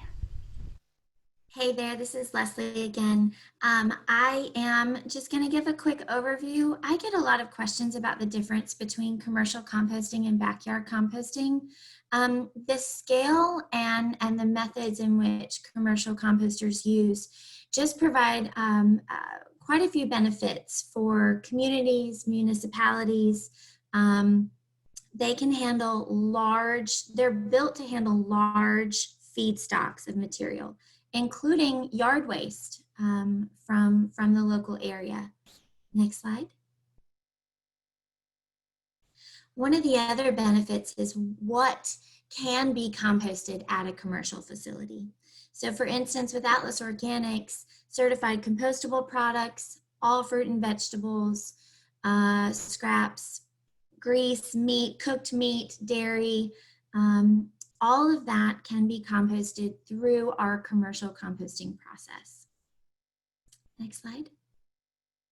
So when you're composting, oxygen is absolutely important. It is the key ingredient with the breakdown process. So commercial composters, these are 2 ways in which it is done.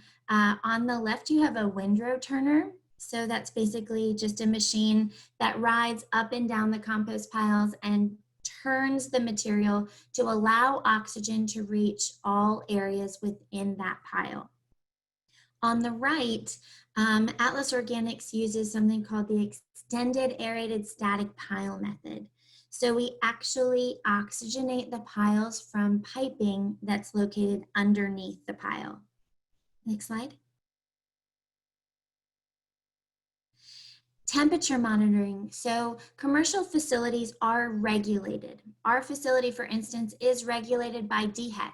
We are required to hit PFRP, which is basically a period of time which we have the piles be hot enough to eliminate any potential pathogens.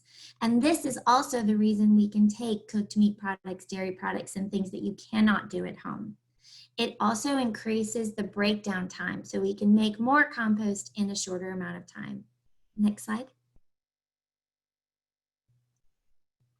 The other thing about a commercial composter is most commercial composters have a piece of equipment called the trommel screen. This is what can sift out any large pieces of material that are either not compostable or need more breakdown time so that the finished product is fine and ready to use. Next slide. Also the delivery, so the finished product, bulk, that is 24 yards being dumped right there, semi-trucks of finished compost. Our commercial composters are here to make large quantities of the finished product so that we can rebuild and regenerate the soil. Next slide. And then it can be used locally and in large quantities. Thank you.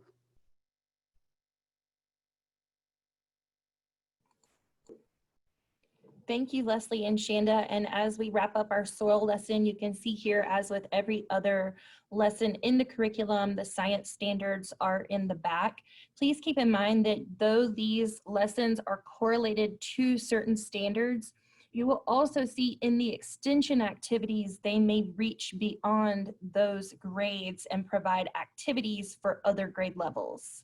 We mentioned a new partner earlier, and we really want to go back to them and tell you about an exciting new program that is going to be offered in the Take Action SC program this year. And so Larry Cook is the Director of Sustainability over at the University of South Carolina, and he has an awesome team. We are so excited that we're going to get to hear from Micah Sherwood today. Before she begins, let's do a very quick poll. When do high school students have the most powerful learning experience? So this is really an opinion question, but if you can get your vote in what you think, and then we're going to talk about one of these in particular. The responses that we're getting today are when they are trying to do something consequential and they see larger purpose and have a choice about what they learn. So if that was your response, you're in for a treat. We are going to get to hear from Micah now. Hi everyone, my name is Micah. I'm actually a college student attending the University of South Carolina. I'm a rising senior, but more importantly, I'm a part of a student organization on our campus called Sustainable Carolina that is ran out of the Office of Sustainability. I'm really looking forward to this partnership, and I know all of Sustainable Carolina is as well, with Take Action South Carolina and the implementation of the new Student Ambassador program within high schools. We are really excited about this program specifically because it already encompasses what we do on our college campus, but we get to help guide and mentor and collaborate also with these high school students as well. So to kind of save on time, I would like to go more into about what we do within Sustainable Carolina and how we're going to transfer that into high school. But to keep it short, I will just name off some of the teams that we have also. We have green certification teams, we have the food systems team, and we also have zero waste, as well as a few others. But essentially, we do these teams and we carry out actions within these teams with the help of our own coaches and supervisors with a limited budget. And so let's talk about the Take Action South Carolina Student Ambassador Program. What exactly is this? So it's going to be a program to help high school students learn what they can do to play a part in a sustainable future by empowering them internally to develop work plans like project plans and management that will help lead their school and entire community efforts in enhancing a sustainable environment. So what's in it for the students, the actual high school students? Why should they get involved? Students will have the opportunity to work on a college level directly with my team specifically, learning and developing skills in project management and professional development, such as public speaking, communication etiquette, and leadership. They will also be working with us directly, promoting the collaboration and developing self-sufficiency skills within sustainability. With that being said, each student will be expected to take part into their school's environmental team or club. If they don't already have one created, then we do encourage one to be created. And also to increase collaboration, not only within their students' other clubs at the school, but with administration and the school board to share sustainable projects, to put plans into motion rather than just speaking about them. So as you can see, there are some different projects of consideration. These are just examples that students can use if they don't know where to start or if they have something that they need to be inspired by.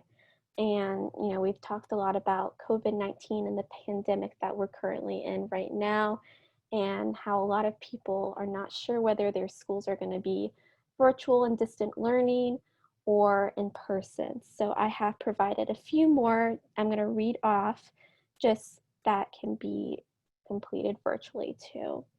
So the first main one, though, that you can do no matter what is to start an environmental club at the school and include the faculty and other school members. Another one would be to conduct monthly discussions of sustainability topics or issues, whether it's a documentary or an article you find online that you read beforehand, and then you can facilitate constructive discourse.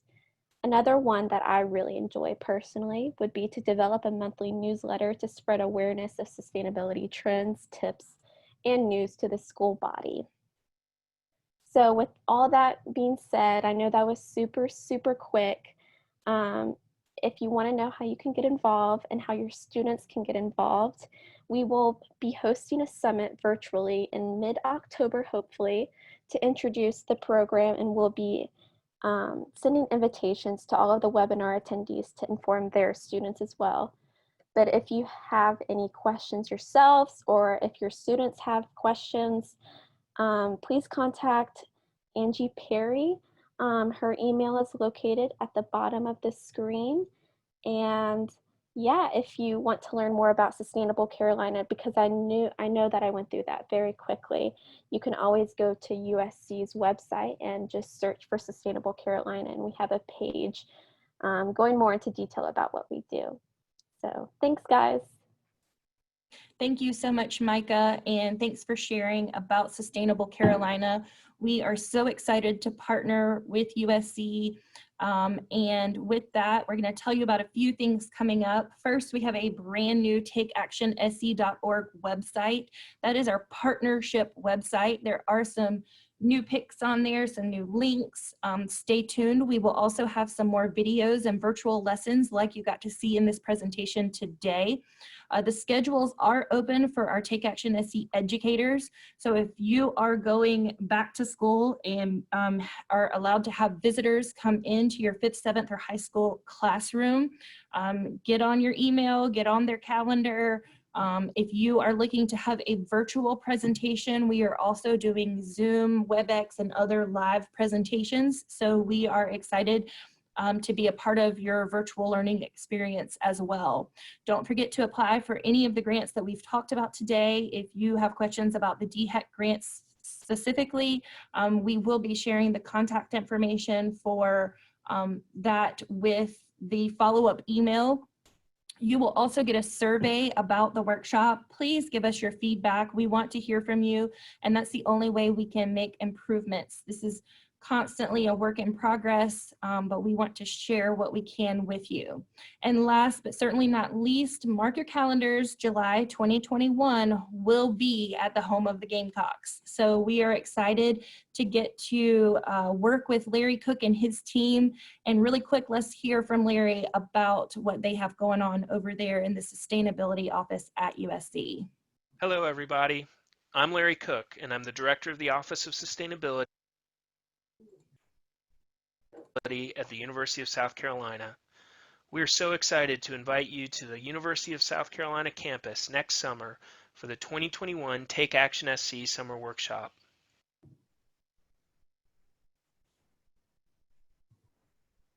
Although campus is quiet right now, we still have a lot going on and can't wait to share it with you. On top of the great resources that you can always count on from the Take Action SC Summer Workshop, we're excited to be able to share the university's programming and activities with you. We'll tour the Sustainable Carolina Garden, a working permaculture garden on campus that uses trained student leaders to work with student volunteers. The students maintain the garden, explore sustainable agriculture and agribusiness, and produce high-quality, delicious, hyperlocal produce. The produce from the garden is used in campus dining, sold at the campus farmers market, and donated to community members in need. We'll tour our on-campus recycling sorting operation and explore the ways the university has invested in recycling infrastructure to adapt to a tumultuous global recycling market. Adaptability and resilience have allowed us to continue to improve campus waste reduction and diversion initiatives and to process over 1,500 tons of recyclable materials each year.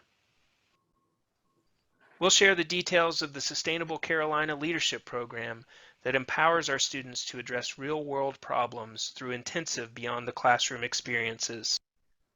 This is a comprehensive interdisciplinary program aimed at broadening students' understanding of leadership and sustainability.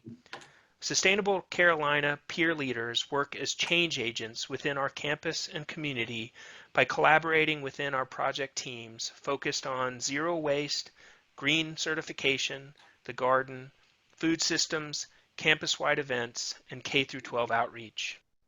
With a whole year to prepare, who knows what other new and exciting initiatives we'll have to show off to all of you. We can't wait to see you there.